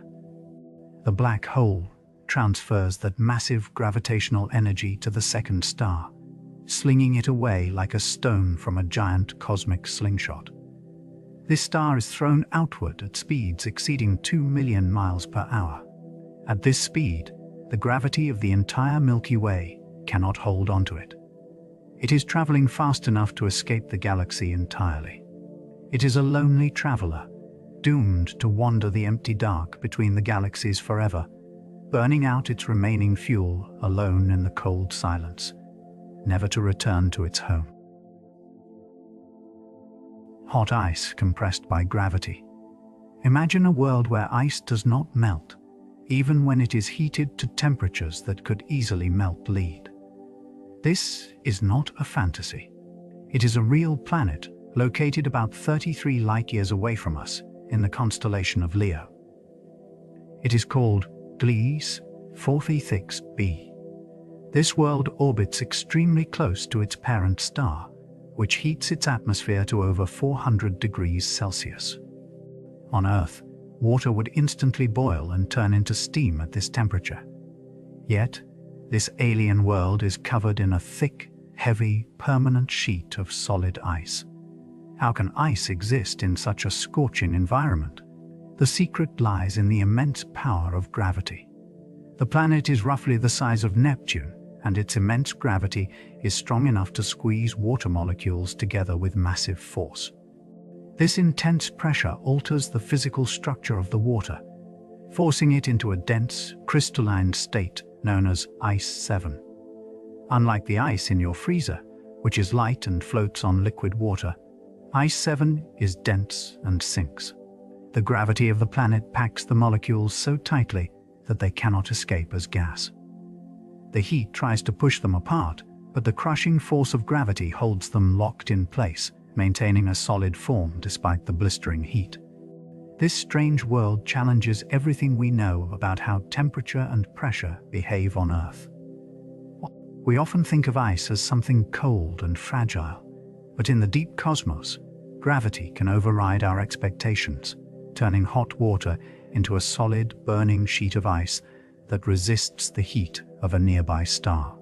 It gently reminds us that reality is far more diverse than our local experiences. The cosmic calendar of existence. Let us compress the entire history of time into a single 12-month calendar. Imagine that the birth of the universe, the Big Bang, occurs at the very first second of January 1st.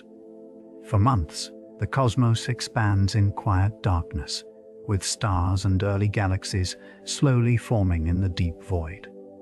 It is not until September that our own solar system forms from a spinning cloud of dust and gas. Earth begins to take shape shortly after, but life remains simple and microscopic for a very long time, drifting in ancient seas. Complex life does not appear on our planet until the middle of December, when the first multicellular organisms begin to develop in the deep oceans. The first land plants emerge next, followed by dinosaurs that roam the Earth for what feels like a vast era. Yet, on this cosmic scale, they only occupy a few days on this calendar, disappearing around December 26th. Where do we fit into this vast timeline? All of recorded human history, from the construction of the earliest cities and the invention of writing to the words we speak today, occupies only the final 21 seconds of December 31st. Every empire that rose and fell, every love story, and every discovery we have ever made happened in the blink of a cosmic eye. We are brand new arrivals to this ancient home, living on a tiny planet in a massive universe that is constantly moving and changing. Our entire existence is just a brief whisper in the long story of the cosmos. But while our history is short, our future holds massive changes, including a collision with our closest neighbor. The galactic collision of our future. Imagine standing under the night sky and beholding a massive, glowing spiral of stars. It stretches across the darkness, growing larger and brighter with every passing 1,000 years. This is not a dream. It is the future of our night sky. Right now, the Andromeda Galaxy is rushing toward our own Milky Way. It travels at a speed of 400,000 kilometers per hour. Although that speed is immense, the distance between us is so vast that this cosmic meeting will take about 4 billion years to happen. Over those billions of years, Andromeda will grow from a faint smudge in the dark to a giant luminous presence that dominates our sky. Eventually, the two giant stellar families will begin to merge. They will dance around each other, pulling long streams of gas and dust into new shapes, before finally settling down as one single giant galaxy. Astronomers call this future home Milkomeda. When you think of two galaxies colliding, it is easy to expect a chaotic disaster of stars crashing into one another. However, the reality is peaceful. Galaxies are mostly empty space. To understand this, imagine two clouds of dust passing through each other. If every star in the Milky Way were the size of a table tennis ball, the nearest star would be thousands of kilometers away. Because of these vast empty gaps, it is highly likely that not a single star system will actually crash into another. Our Sun and its planets will simply glide into new orbits, surrounded by a brand new sky of billions of unfamiliar stars. It is a slow, silent dance of cosmic proportions, transforming our home without disturbing our quiet corner of the universe. Under the heavy sky of Venus.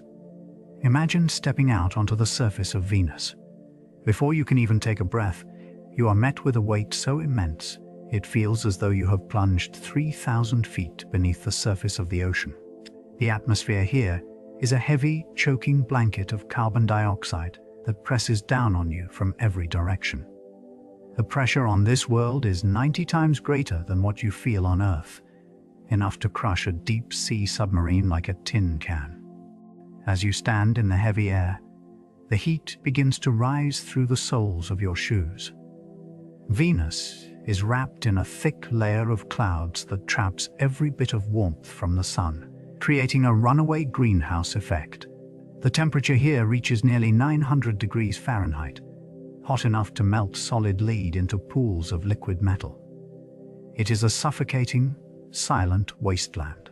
This world is almost the exact same size as Earth, yet it serves as a haunting reminder of a sister planet gone terribly wrong. Explosions that create the heavy elements. A sudden flash of light illuminates a galaxy far, far away. This is not the familiar burst of a dying giant star. This light shines 1,000 times brighter than a standard supernova, piercing the deep dark with an intensity that demands our attention. Astronomers call this cosmic event a kilonova. It is one of the most energetic events in the cosmos, occurring only under the most extreme conditions. While a common supernova occurs when a single massive star runs out of fuel and collapses, a kilonova is born from the violent merger of two ultra-dense stellar remnants. When these two dead cores spiral into one another, they do not simply fade away.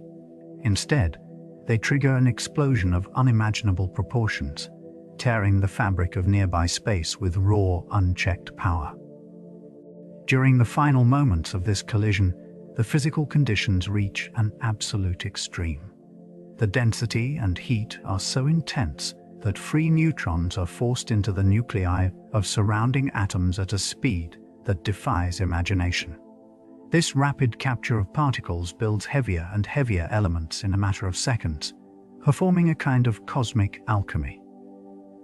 Through this violent process, the universe manufactures some of its most precious and heavy materials. Atoms of silver, platinum, and uranium are forged in the white-hot furnace of this cosmic blast, scattered out into the vacuum of space. These elements, which we wear on our fingers or use to power our cities, owe their existence to these rare, brilliant outbursts. This heavy debris is slowly swept to the edges of solar systems, into the icy outer clouds. The icy shell surrounding us. Beyond the planets, there lies a silent, dark sphere of icy rocks wrapping around our sun.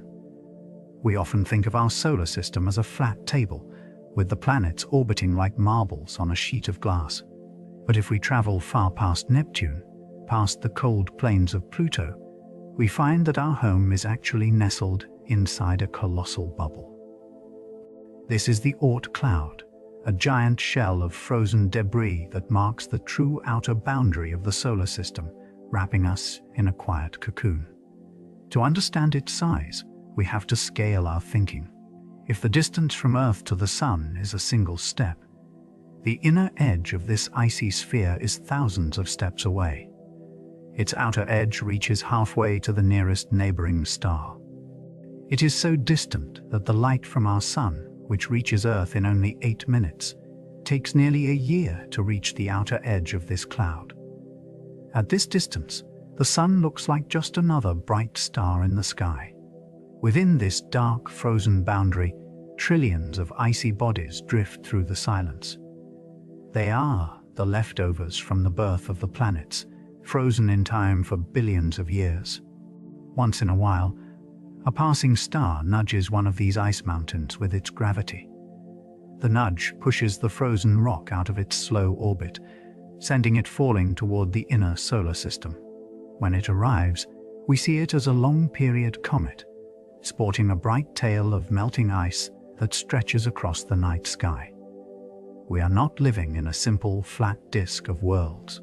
We are living inside a giant sphere of icy remnants, drifting through the dark ocean of space. The cooling echo of creation. What is the average temperature of the entire universe? If you were to travel far away from any star, out into the deepest pockets of empty space, you might expect to find a temperature of absolute zero. But the cosmos is not completely frozen. Instead, there is a faint, persistent warmth humming through the darkness. The temperature of deep space sits at about 2.7 Kelvin above absolute zero. This temperature is the cooling afterglow of the birth of our universe. When the cosmos began 13.8 billion years ago, it was infinitely hot. As space began to expand, it stretched the light waves traveling through it. This expansion acted like a cooling mechanism, stretching the intense heat of the early universe into longer, cooler wavelengths. To understand this, imagine a wave of light traveling through a stretching fabric. As the fabric of space expands, the light wave is pulled and elongated, losing its energy and dropping in temperature. The energy that once glowed with brilliant intensity has been thinned out across a cosmos that is constantly growing larger. This is why space is cold today, because it is actively cooling down from a state of unimaginable heat. Over billions of years, that blazing heat faded into the gentle chill we detect today. It is a quiet cosmic reminder of where we came from. Every cubic centimeter of space contains this faint warmth, a thermal signature of the moment space-time itself was born. When you look out into the dark, you are looking at a cooling ember of a fire that was lit at the beginning of time, instead of an empty void. It is a slow, steady cooling that will continue forever, carrying the memory of the creation of the universe into the deep future. Iron rain on a scorched world. Liquid metal falls from heavy, dark clouds, splashing onto the surface of a silent world in the deep dark. This happens on a giant, distant planet known to astronomers as WASP 76b. The world is tidally locked to its parent star, meaning one side is forever trapped in permanent daylight, while the other remains in constant night. On the hot side, facing the star, temperatures soar to over 2,400 degrees Celsius.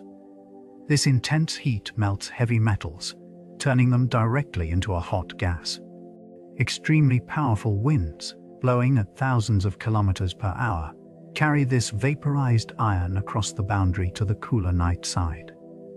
Once there, the temperature drops rapidly, causing the iron gas to condense and fall from the sky as liquid droplets of metal. It is a place where it rains hot iron in the dark. This dramatic cycle creates a weather system unlike anything in our own solar system. While iron vapor condenses on distant worlds, some dead stars spin fast enough to act as cosmic clocks. Clocks spinning in the deep dark. In the deep silence of the cosmos, far beyond the quiet orbit of our own planet, there are celestial beacons spinning hundreds of times every single second. These strange objects are known as pulsars, the collapsed remnants of giant stars that ended their lives in spectacular supernova explosions. When a star much larger than our Sun runs out of fuel, it collapses under the immense weight of its own gravity. The outer layers of the star are blown away into the void, while the core is crushed down into a sphere only about 12 miles across. Because all the mass of a giant star is squeezed into such a tiny space, the laws of physics cause it to spin at a dizzying speed, much like a figure skater pulling in their arms to spin faster and faster. As these dense remnants spin in the dark, they shoot out intense beams of radiation from their magnetic poles, slicing through the empty night. If these beams happen to point toward our path, they sweep across our sky like the bright beam of a cosmic lighthouse. Each time the beam sweeps past, scientists on Earth detect a brief, steady pulse of energy. These signals are captured by our radio telescopes as a rhythmic hum from the deep. The rhythm of these pulses is exceptionally steady. In fact, the ticking of these distant stars is so regular that it matches the precision of the most advanced atomic clocks built by humans. For billions of years, these cosmic timekeepers have been spinning in the cold darkness, marking the passage of time with near-perfect accuracy.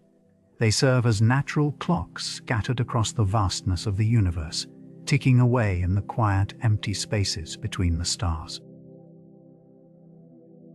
Stars that outlive the universe. A faint, ruby-colored ember floats in the deep black of space, glowing softly. It does not burn with the fierce, white-hot intensity of our own sun. Instead, it whispers.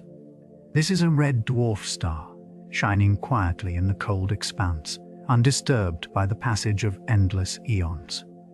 These small, dim stars are the most common residents of our galaxy, making up about 75% of all the stars in the Milky Way. They are the quiet neighbors that are invisible to the naked eye. Because they have very low mass, they do not experience the intense, crushing gravitational pressures that force larger stars to burn through their fuel so quickly. A red dwarf behaves much like a fuel-efficient car on an endless highway. It slowly circulates its hydrogen fuel from its core to its outer layers and back again, allowing it to stretch its limited energy over a mind-boggling length of time. While our own sun will live for about 10 billion years, a single red dwarf can keep shining for trillions of years. That is thousands of times longer than the entire age of the universe so far. Long after our sun has faded into a cold white dwarf, and long after the spiral arms of the Milky Way have collided and rearranged into an unrecognizable shape, these patient red stars will still be glowing. They are the ultimate survivors of the cosmos, slowly sipping their fuel in the dark, watching the universe grow old around them. They will be the final lights to go out in the cosmos, long after everything else we know has gone cold and dark. Ripples in the fabric of space. Think of throwing a heavy stone into a perfectly still pond on a quiet summer night. The water ripples outward, carrying energy across the dark surface in expanding, gentle circles. In the deep silence of the cosmos, a similar phenomenon occurs, but on a scale that defies our everyday senses. When two massive black holes, each containing the mass of many suns, dance around each other and finally collide, they send shock waves through the very structure of space itself. These are not sound waves traveling through air, nor are they light waves traveling through the void. They are ripples in the fabric of space-time, stretching and squeezing the universe as they pass through the dark. For a long time, these ripples were only a mathematical equation on paper. Then, scientists built highly sensitive instruments like the Laser Interferometer Gravitational Wave Observatory. These observatories use long laser beams bounced off mirrors miles apart to measure distances with extreme precision. When a gravitational wave passes through the Earth, it actually alters the distance between these mirrors by a tiny amount. It stretches space in one direction and squeezes it in another, changing the very shape of our world for a brief moment. The scale of this stretching is almost impossibly small. By the time these cosmic ripples reach our planet from the distant corners of the universe, they have traveled for billions of years and have faded to a faint whisper. The wave stretches and squeezes our entire planet by a tiny margin, a distance smaller than a fraction of the width of a single proton. To measure something so minuscule is like trying to measure the distance to the nearest star down to the width of a human hair. Yet, we have done it. We have felt the shaking of the universe. When these waves pass through the detectors, scientists can convert the signal into sound, letting us listen to the final moments of colliding black holes. It sounds like a faint chirp, a quick rise in pitch that signals the final violent merger of two cosmic giants millions of light years away. We are listening to events that happened in the ancient past, long before humans or even our planet existed, carrying news of collisions that shook the foundation of reality. We sit here on our quiet planet, listening to the universe breathe, feeling the distant shudders of cosmic collisions that happened long ago. As we study these massive ripples, we are reminded of how much mass is concentrated in single stars. The Sun swallows all the mass. Imagine a massive boulder sitting on one side of a giant scale. On the other side sits a tiny speck of dust, barely visible to the naked eye. The boulder represents our Sun, and that microscopic speck represents all the planets, moons, asteroids, and comets in our solar system combined. 99.86% of all the matter in our solar neighborhood is packed inside the Sun. The tiny fraction of mass left over is mostly claimed by gas giants like Jupiter and Saturn. With its deep oceans, rocky continents, and heavy mountains, is only a tiny fraction of that remaining 0.140%.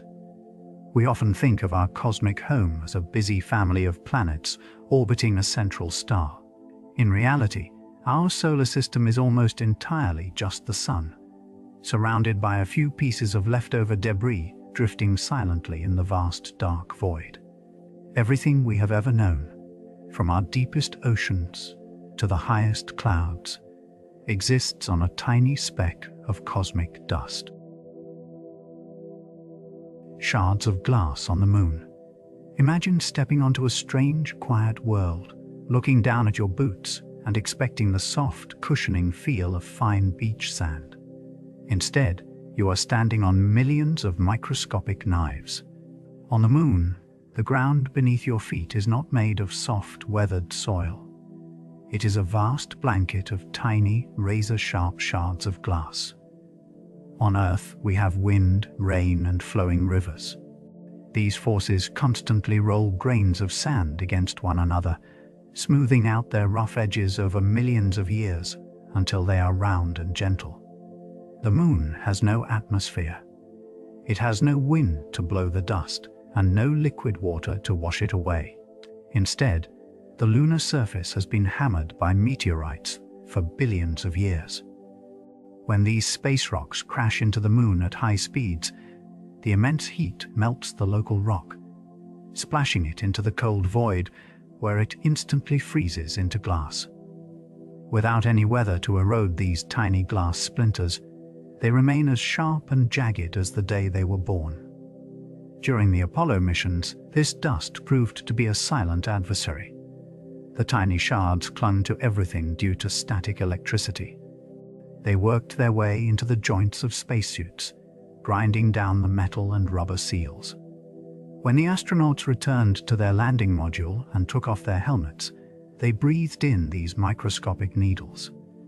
The dust smelled like burnt gunpowder, and it irritated their lungs, causing a temporary condition similar to hay fever. The quiet dust of the Moon is a beautiful, silent trap, reminding us that even the most peaceful landscapes in the cosmos can hold a hidden edge. Invisible black holes wandering nearby. Imagine drifting through a dark, quiet forest where some of the trees are completely invisible. You only know they are there because they warp the light of the stars behind them. There are estimated to be 100 million of these dark, silent black holes drifting through our Milky Way galaxy like ghosts. They do not emit any light of their own, making them nearly impossible to detect as they glide through the cosmic backyard we call home.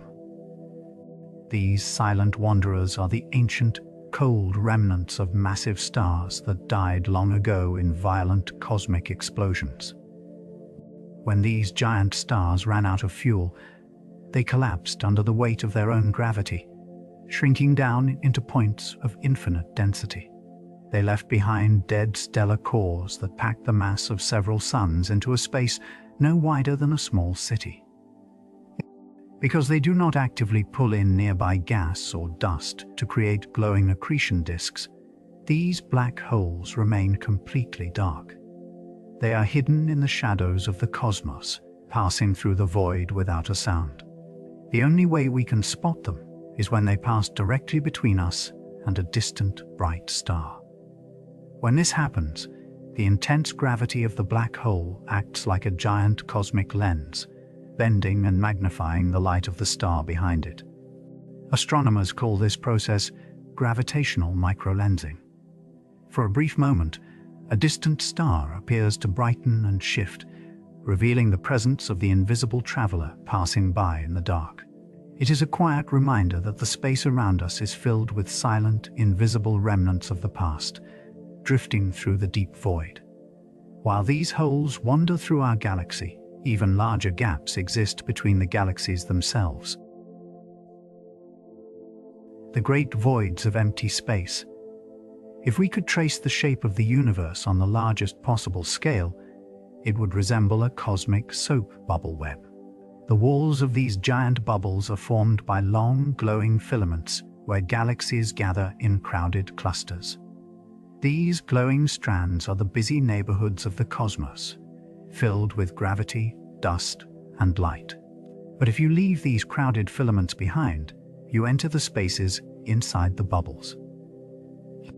These vast pockets are the cosmic voids.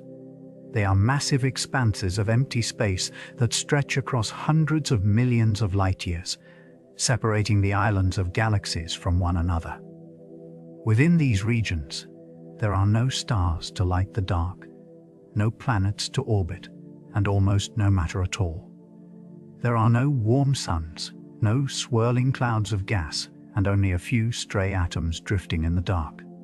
If you were to float in the very center of a cosmic void, the nearest galaxy would be so distant that the night sky would be completely black. You would experience a level of absolute isolation that is difficult to comprehend. Scientists have discovered that these voids make up the vast majority of the volume of the universe. We live in a cosmos that is defined far more by its empty spaces than by its bright stars. While our attention is naturally drawn to the glowing galaxies, most of existence is actually this silent, dark void. Floating in one of these pockets, you would be surrounded by a quietness so deep that even the pull of gravity begins to fade. It is a peaceful reminder of how small our own warm corner of the universe really is, and how much of reality remains completely silent, empty, and still. The burning core of our Earth.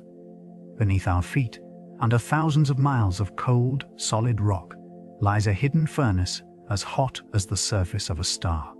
If you could travel deep down to the very center of the Earth, you would find a world of iron and nickel, heated to about 6,000 degrees Celsius. This temperature matches the outer layers of the sun. This intense heat does not come from the outside. Instead, it is generated from within, powered by the immense pressure of gravity and the slow, steady decay of radioactive elements locked inside the planet since its birth billions of years ago. We go about our daily lives, walking along a thin, cool crust of soil and stone, floating on top of a massive lake of liquid fire. Deep below us, a powerful engine continues to run, keeping our world dynamic and alive. It is a quiet reminder that the warmth keeping us alive on this cold journey through space is partly generated from the burning heart of our own home, glowing in the deep dark. Cosmic rays flipping our technology. Somewhere in the cold depths of the universe, a giant star collapsed, sending a tiny particle hurtling through the dark at nearly the speed of light. This particle, a high-energy proton known as a cosmic ray, traveled for millions of years across empty space. It crossed the vast silence, entered our atmosphere, and struck a microchip inside a voting computer. By colliding with a single atom of silicon, the particle altered a tiny electric charge, flipping a 0 to a 1. In an instant, a local election had a different winner. This is not science fiction. It is a documented event known as a single event upset. Every second, a silent rain of these subatomic particles pours down from the stars. Most pass through us without any effect.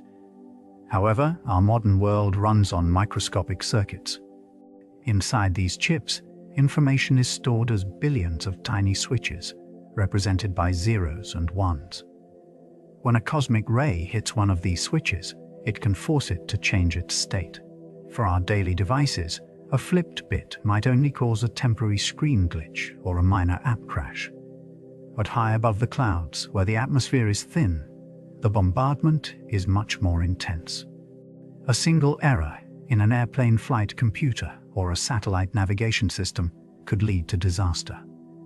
To prevent this, engineers build spacecraft with multiple computers that run the exact same calculations at the same time. If one computer has its memory scrambled by a stray particle, the other systems outvote it, keeping the journey safe. As you drift off, think about how our most advanced technology is constantly whispering with the ancient dust of dying stars. A giant heart made of ice. Out on the freezing edges of our solar system, a pale, heart-shaped plain of nitrogen ice stretches across the surface of a dwarf planet. This giant feature is known as Tombaugh Regio, and it was discovered when the New Horizons spacecraft flew past Pluto in the summer of 2015. Until that moment, we imagined this distant world as a dead, frozen rock, completely unchanging and still. Instead, we found a beating heart of geological activity. The ice in this massive basin is made of frozen nitrogen rather than water. Because of the extreme cold, this nitrogen ice behaves in a way that is hard to imagine on Earth. It is soft and pliable, moving very slowly like warm wax in a lava lamp. Deep beneath the surface, the modest interior heat of the dwarf planet warms the nitrogen from below. This warmer ice slowly rises to the top, cools down under the freezing sky, and then sinks back down into the depths of the planet. Each giant cell of ice is miles wide, and they constantly jostle against each other. This constant churning creates large convection cells, forming giant shapes across the landscape that resemble paving stones.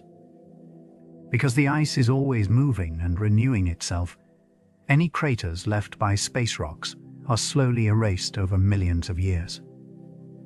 This process leaves the heart of Pluto looking smooth and young, a fresh sheet of white paint in a solar system filled with ancient scars.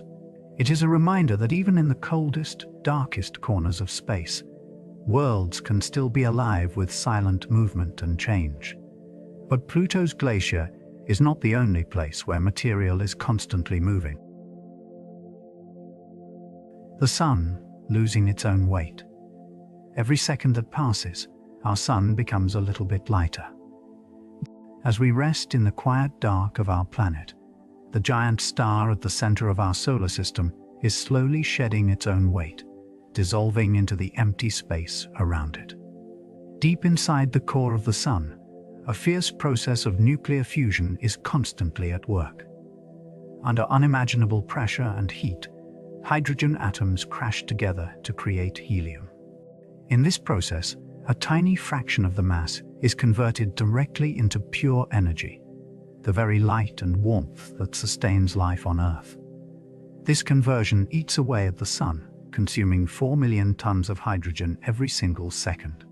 At the same time, the outer atmosphere of the Sun is constantly boiling away. A stream of charged particles known as the solar wind rushes outward in all directions, carrying another million tons of plasma into the void each second. Together, these forces strip away 5 million tons of mass every tick of the clock.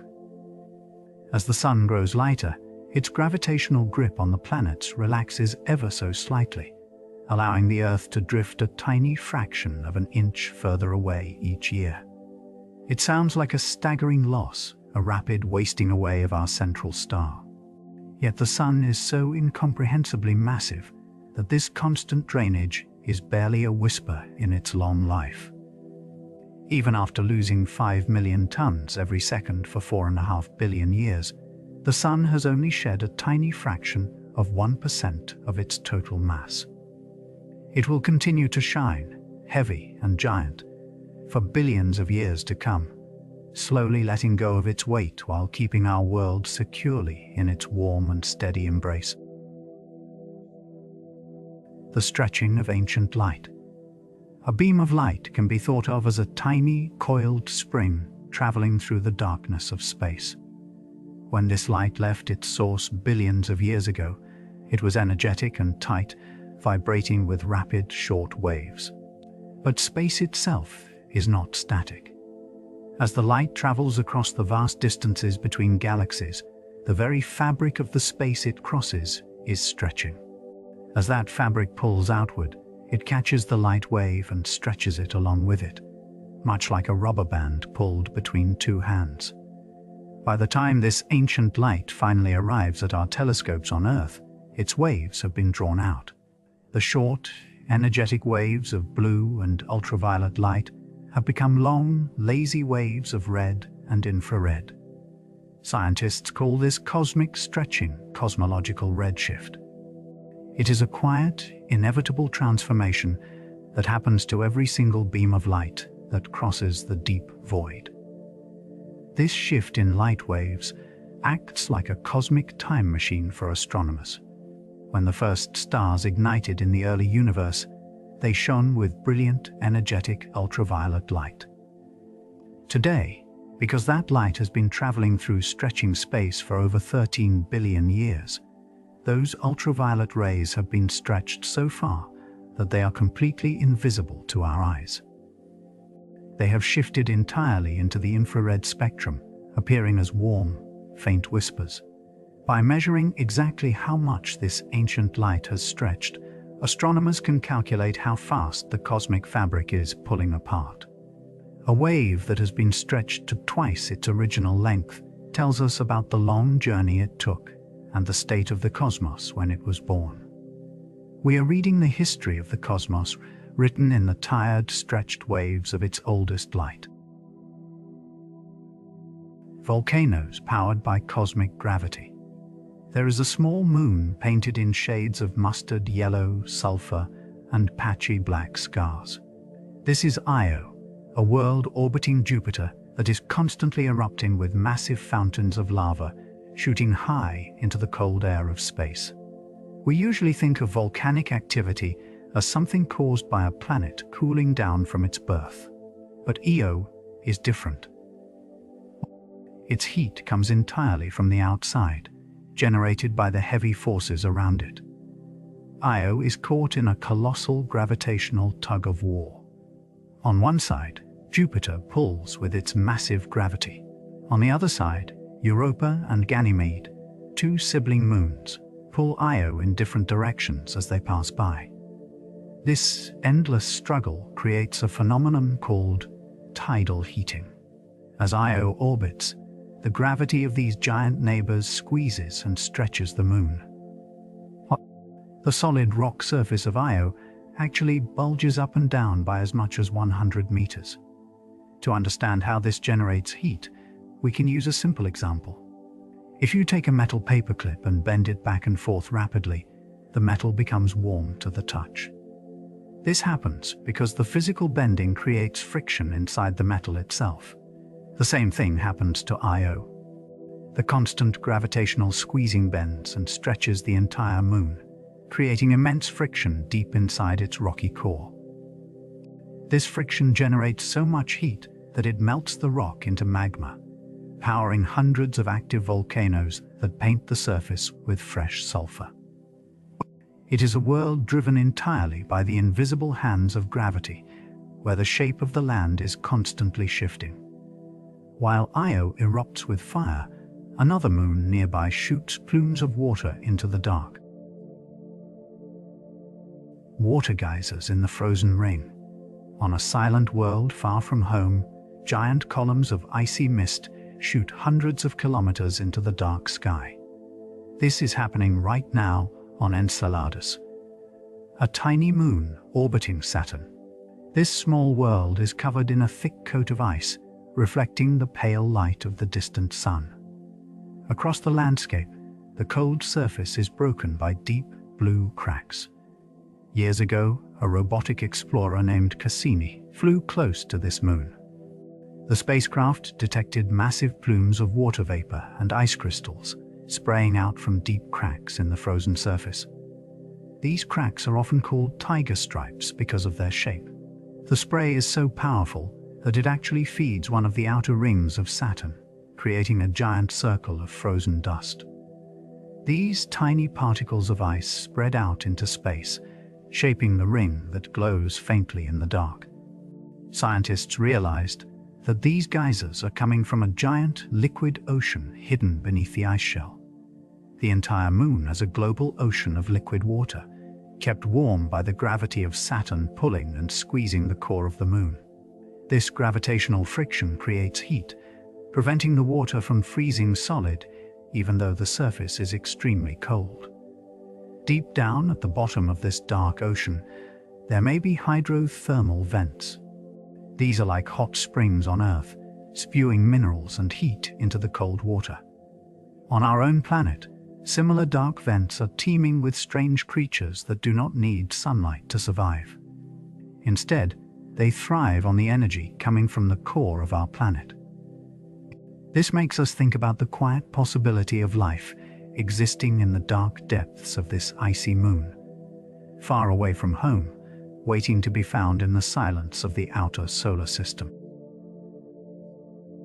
Stars orbiting the invisible monster. If we journey deep into the heart of our galaxy, we find a place of absolute darkness. For over 30 years, astronomers kept their instruments pointed at the exact same patch of sky. They had to use special cameras that see through the thick clouds of cosmic dust blocking the light. Year after year, they tracked the positions of the stars near the galactic center, plotting their movements frame by frame. They expected to see these stars moving slowly, or perhaps drifting in random directions. Instead, they discovered a beautifully organized dance. They watched a group of giant stars orbiting around a point in space that appears completely empty. There is nothing visible at the center of their paths, no bright light, no dust, no glowing gas. Yet these stars are looping around this dark spot at speeds that defy imagination. One of these stars, known to scientists as a star called S2, travels at more than 5,000 kilometers every single second. That is fast enough to travel around the entire Earth in less than 10 seconds. It swoops close to the dark point, swings around it, and slingshots back out into space, tracing a perfect ellipse in the void. To move a massive star that quickly, the invisible object at the center must have a gravitational pull of unimaginable strength.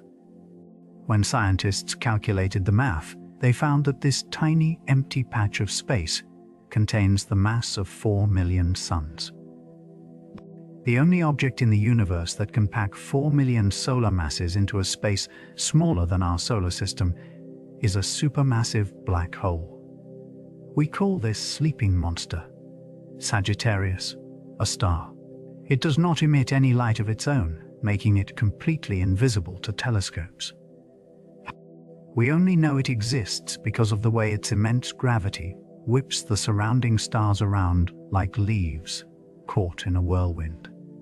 If a star gets too close, the gravity pulls it in, stretching it and heating it up until it glows in high-energy light before vanishing forever.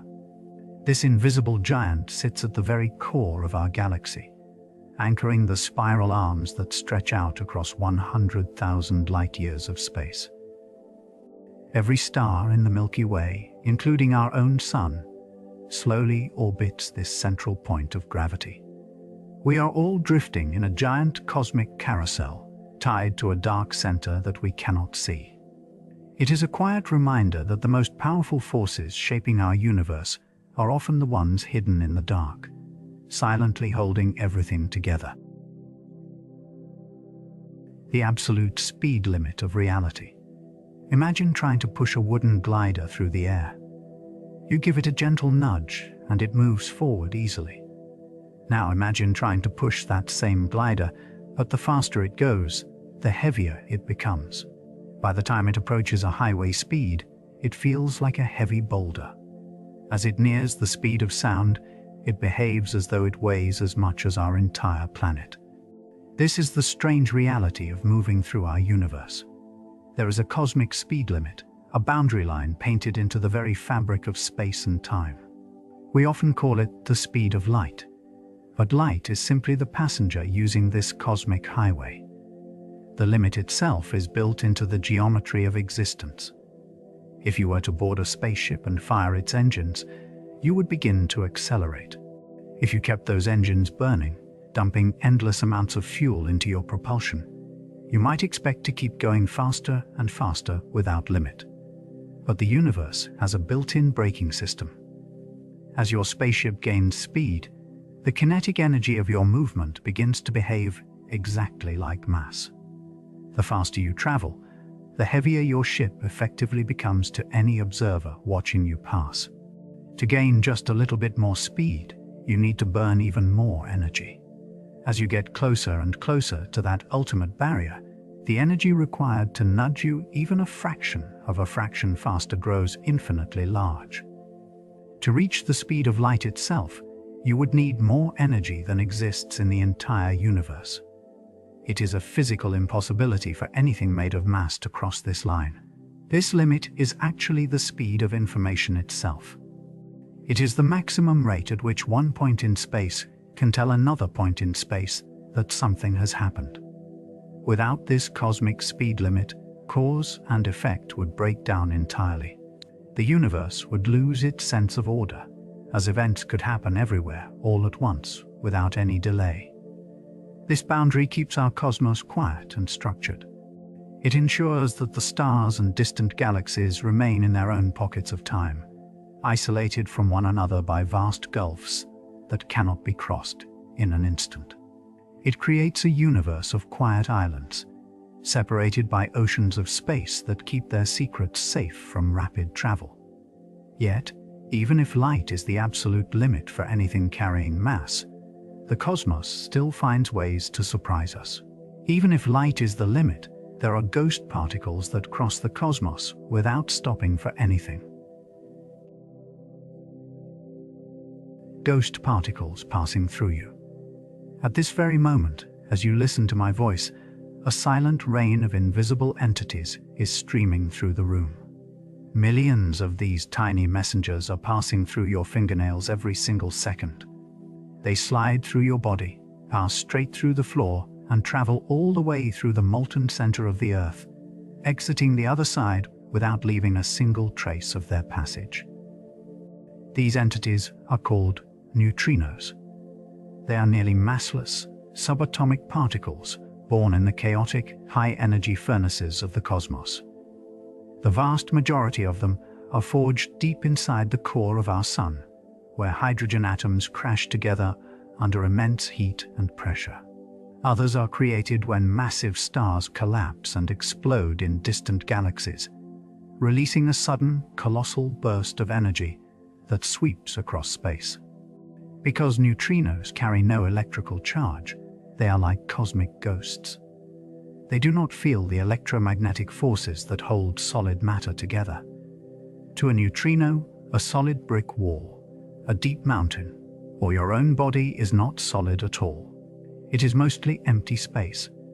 A neutrino could travel through a block of solid lead stretching for light years and never bump into a single atom along the way. They glide through the dark universe, entirely undetected by our senses. To study these elusive wanderers, scientists must build extraordinary traps. They dig deep underground, burying massive detectors in old mines to block out other cosmic radiation. Inside these dark caverns, they fill giant spheres with thousands of tons of purified water. They wait in the quiet dark, hoping that out of the trillions of neutrinos passing through every day, just a few will happen to strike an atom directly, producing a tiny, fleeting flash of blue light. Worlds with double sunsets. Imagine sitting quietly on a silent alien world where you cast two distinct shadows on the ground. One shadow is cast by a warm yellow sun, and the other is cast by a cooler red star. For a very long time, we only saw this in our imagination or on silver movie screens. Today, we know these places actually exist in the deep cosmic dark. Astronomers call them circumbinary planets, worlds that orbit two stars instead of one. A prime example is a planet named Kepler 16b. On this cold gas giant, the two suns dance around each other, causing double sunsets every single day. If you stood on its surface, you would watch two different colored disks sink slowly below the horizon at different times. It is a quiet reminder of how our wildest creative stories often turn out to be actual facts, waiting to be found. Perhaps the stars are hidden by actual walls of dark dust, rather than filters. The barrier to cosmic life. If the universe is so vast and old, why have we not heard from any other intelligent civilizations? This simple question lies at the heart of what scientists call the Fermi paradox. Billions of stars have existed for billions of years before our own planet even formed. Many of those stars host worlds that could support life. Yet, we scan the dark skies and find only silence. One possible explanation for this eerie quiet is a concept known as the Great Filter. This theory suggests that there is a massive obstacle, a wall that almost all life in the universe hits and fails to cross. It is a barrier that prevents a species from expanding across the stars. Perhaps the barrier is the very transition from non-living chemistry to the very first self-replicating cell. An event so unlikely that it has only happened once in our entire galaxy. If that is true, the rest of the cosmos is sterile, and we are completely alone. Or maybe the filter is the difficult step from single cells to complex creatures, or the challenge of surviving self-destruction once a species invents powerful technology. The critical question for us is where this filter lies. If the barrier is behind us, then we have already beaten the odds. Perhaps the spark of life is so rare that we are among the first to ever make it this far. We would be the lonely pioneers of the cosmos. But if the filter lies ahead, then every civilization eventually reaches a point where it destroys itself or is wiped out by a cosmic event. In this view, the silence of space is not empty, but rather a warning. We are drifting through a quiet graveyard of civilizations that could not survive the final test. If so, our own journey has only just begun to face the true barrier, and we are slowly walking toward it in the dark. Dark clouds blocking the stars. On a clear night, a dense field of brilliant stars shines across the sky. In the middle of all that starlight, there is a giant black smudge. It looks like someone spilled a bottle of black ink across a clean sheet of glowing paper. It is easy to think that this is a hole in the universe, an empty place where there are simply no stars. But these silent dark patches are actually massive clouds of cold gas and cosmic dust. We call them absorption nebulae. One famous example is the Coalsack Nebula, which sits in the southern sky. These clouds are so dense they completely block out the light of the stars sitting directly behind them. They act like thick, velvet curtains drawn across a window, hiding the bright lights from our view. Inside these freezing, silent clouds, a quiet transformation occurs. The dust and gas do not merely float in the void. Gravity slowly pulls the particles closer together. As the cloud collapses under its own weight, the core grows hotter and denser over millions of years. Eventually, the extreme pressure will ignite a new star, sending fresh light out into the cosmos. These dark patches are not empty voids at all. They are the birthplaces of future suns. The deepest darkness in the cosmos is often the very place where new light is waiting to be born. In the silent cradle of the void, the universe is constantly rebuilding itself, preparing the stars of tomorrow. When we see a black space in the sky, we are not looking at nothingness, but at the quiet beginning of everything. An icy world filled with water. When we think of the asteroid belt, we often imagine a dry, desolate desert of jagged rocks drifting in the cold dark. It feels like a graveyard of dust and stone, completely devoid of life or moisture. Yet, hidden within this rocky wasteland lies a quiet giant, holding a secret that challenges our ideas about where water exists in the solar system. At the heart of this region sits Ceres, the largest object in the asteroid belt. It is a round, dark dwarf planet, measuring about 950 kilometers across. While it looks like a barren moon from the outside, researchers discovered that its dusty exterior hides a massive amount of water. Scientists believe that Ceres might hold more fresh water in its interior than all the rivers and lakes on Earth.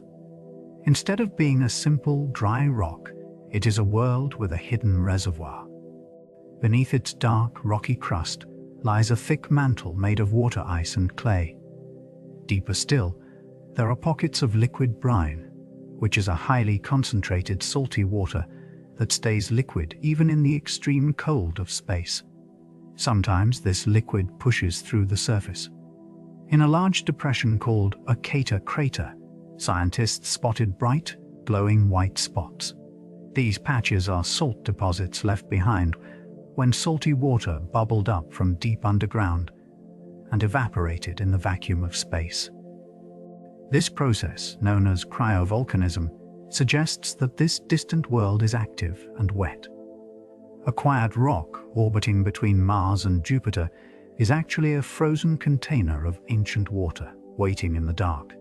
It challenges our understanding of the solar system, proving that precious liquid can hide in the most unexpected corners of space. It lies silent in the blackness, holding secrets we are only beginning to uncover.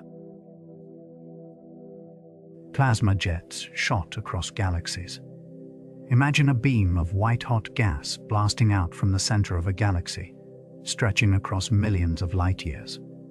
This is not a gentle stream of light. It is a violent, superheated jet of plasma, traveling at nearly the speed of light. These cosmic beams are launched by the most powerful engines in the universe, supermassive black holes. Deep inside the heart of an active galaxy, a monster is feeding. As gas and dust fall toward the black hole, they do not plunge straight in. Instead, they swirl around in a massive, glowing disk, spinning faster and faster, heating up to billions of degrees. The intense rotation and twisting magnetic fields of the black hole channel some of this hot gas away before it can cross the point of no return. Instead of swallowing it, the black hole flings it outward into the void of space. These jets travel so far that they eventually escape their home galaxies entirely. As they push through the thin gas that fills the space between galaxies, they plow into it like a giant snowplow clearing a road. This collision creates giant, glowing clouds of energy known as radio frequency lobes. These lobes can expand to be far larger than the galaxies that birth them, stretching out for millions of additional light years. They are the cosmic exhaust pipes of the universe, releasing the pent-up energy of a monster that sits in the dark. We are talking about power on a scale that defies imagination, energy equivalent to trillions of suns burning all at once, focused into a narrow line that pierces the darkness. As we look at these massive structures, we must confront the absolute scale of the emptiness around them. The immense scale of empty space. Let us build a simple scale model of our cosmic neighborhood to understand the true isolation of the stars. Imagine placing a single grapefruit on a table right in front of you. This grapefruit represents our sun. On this scale, our home planet, the Earth, is not a marble or even a pebble. It is a tiny grain of sand sitting about 15 meters away from the grapefruit. You would have to walk about 15 steps to find it. The entire orbit of the Earth is just a small circle around this fruit. If you search for the other planets, they are just tiny specks of dust scattered across the room and out into the yard. Now, let us search for our nearest stellar neighbor, the star system called Proxima Centauri. To place this next star on our model, we cannot put it in the same room. We cannot even put it in the same city. We would need to take a second grapefruit and travel a very long way to place it. We would have to travel about 4,000 kilometers away. That is roughly the distance from one side of a large continent to the other. Between these two grapefruits, there is absolutely nothing. Just a vast, empty stretch of quiet space. The silence between these 2 points is immense. This vast distance makes us realize how isolated we really are. When we watch the night sky, the stars seem close together, like a warm canopy of glowing lights. But they are actually separated by these enormous, quiet, empty gulfs.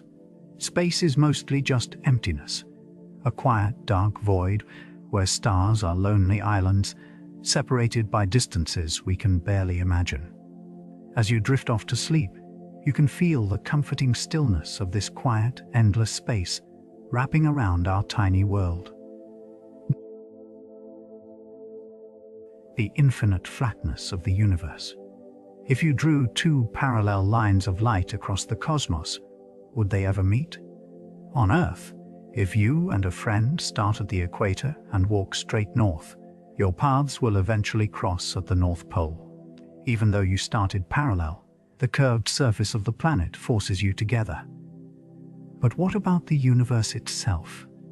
If we shone two powerful searchlights into the night sky, pointing them in the exact same direction, would those beams of light remain parallel forever?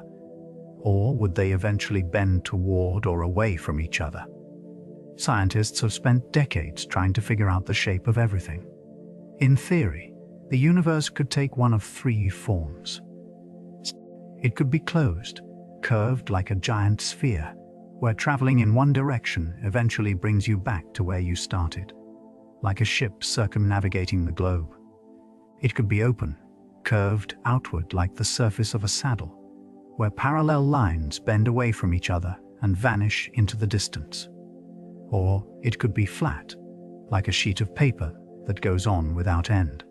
In a flat universe, those two parallel beams of light will travel side by side, never crossing, never drifting apart, forever.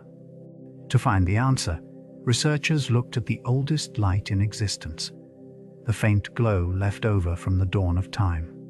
By measuring the tiny fluctuations in this ancient background radiation, they could trace the paths that light has traveled over billions of years.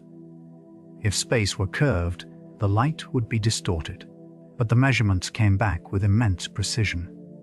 Space does not curve inward, and it does not curve outward. The curvature is so close to zero that, as far as we can tell, the universe is flat. This flat geometry has a profound implication. If the universe is flat and has no edge, it must go on forever.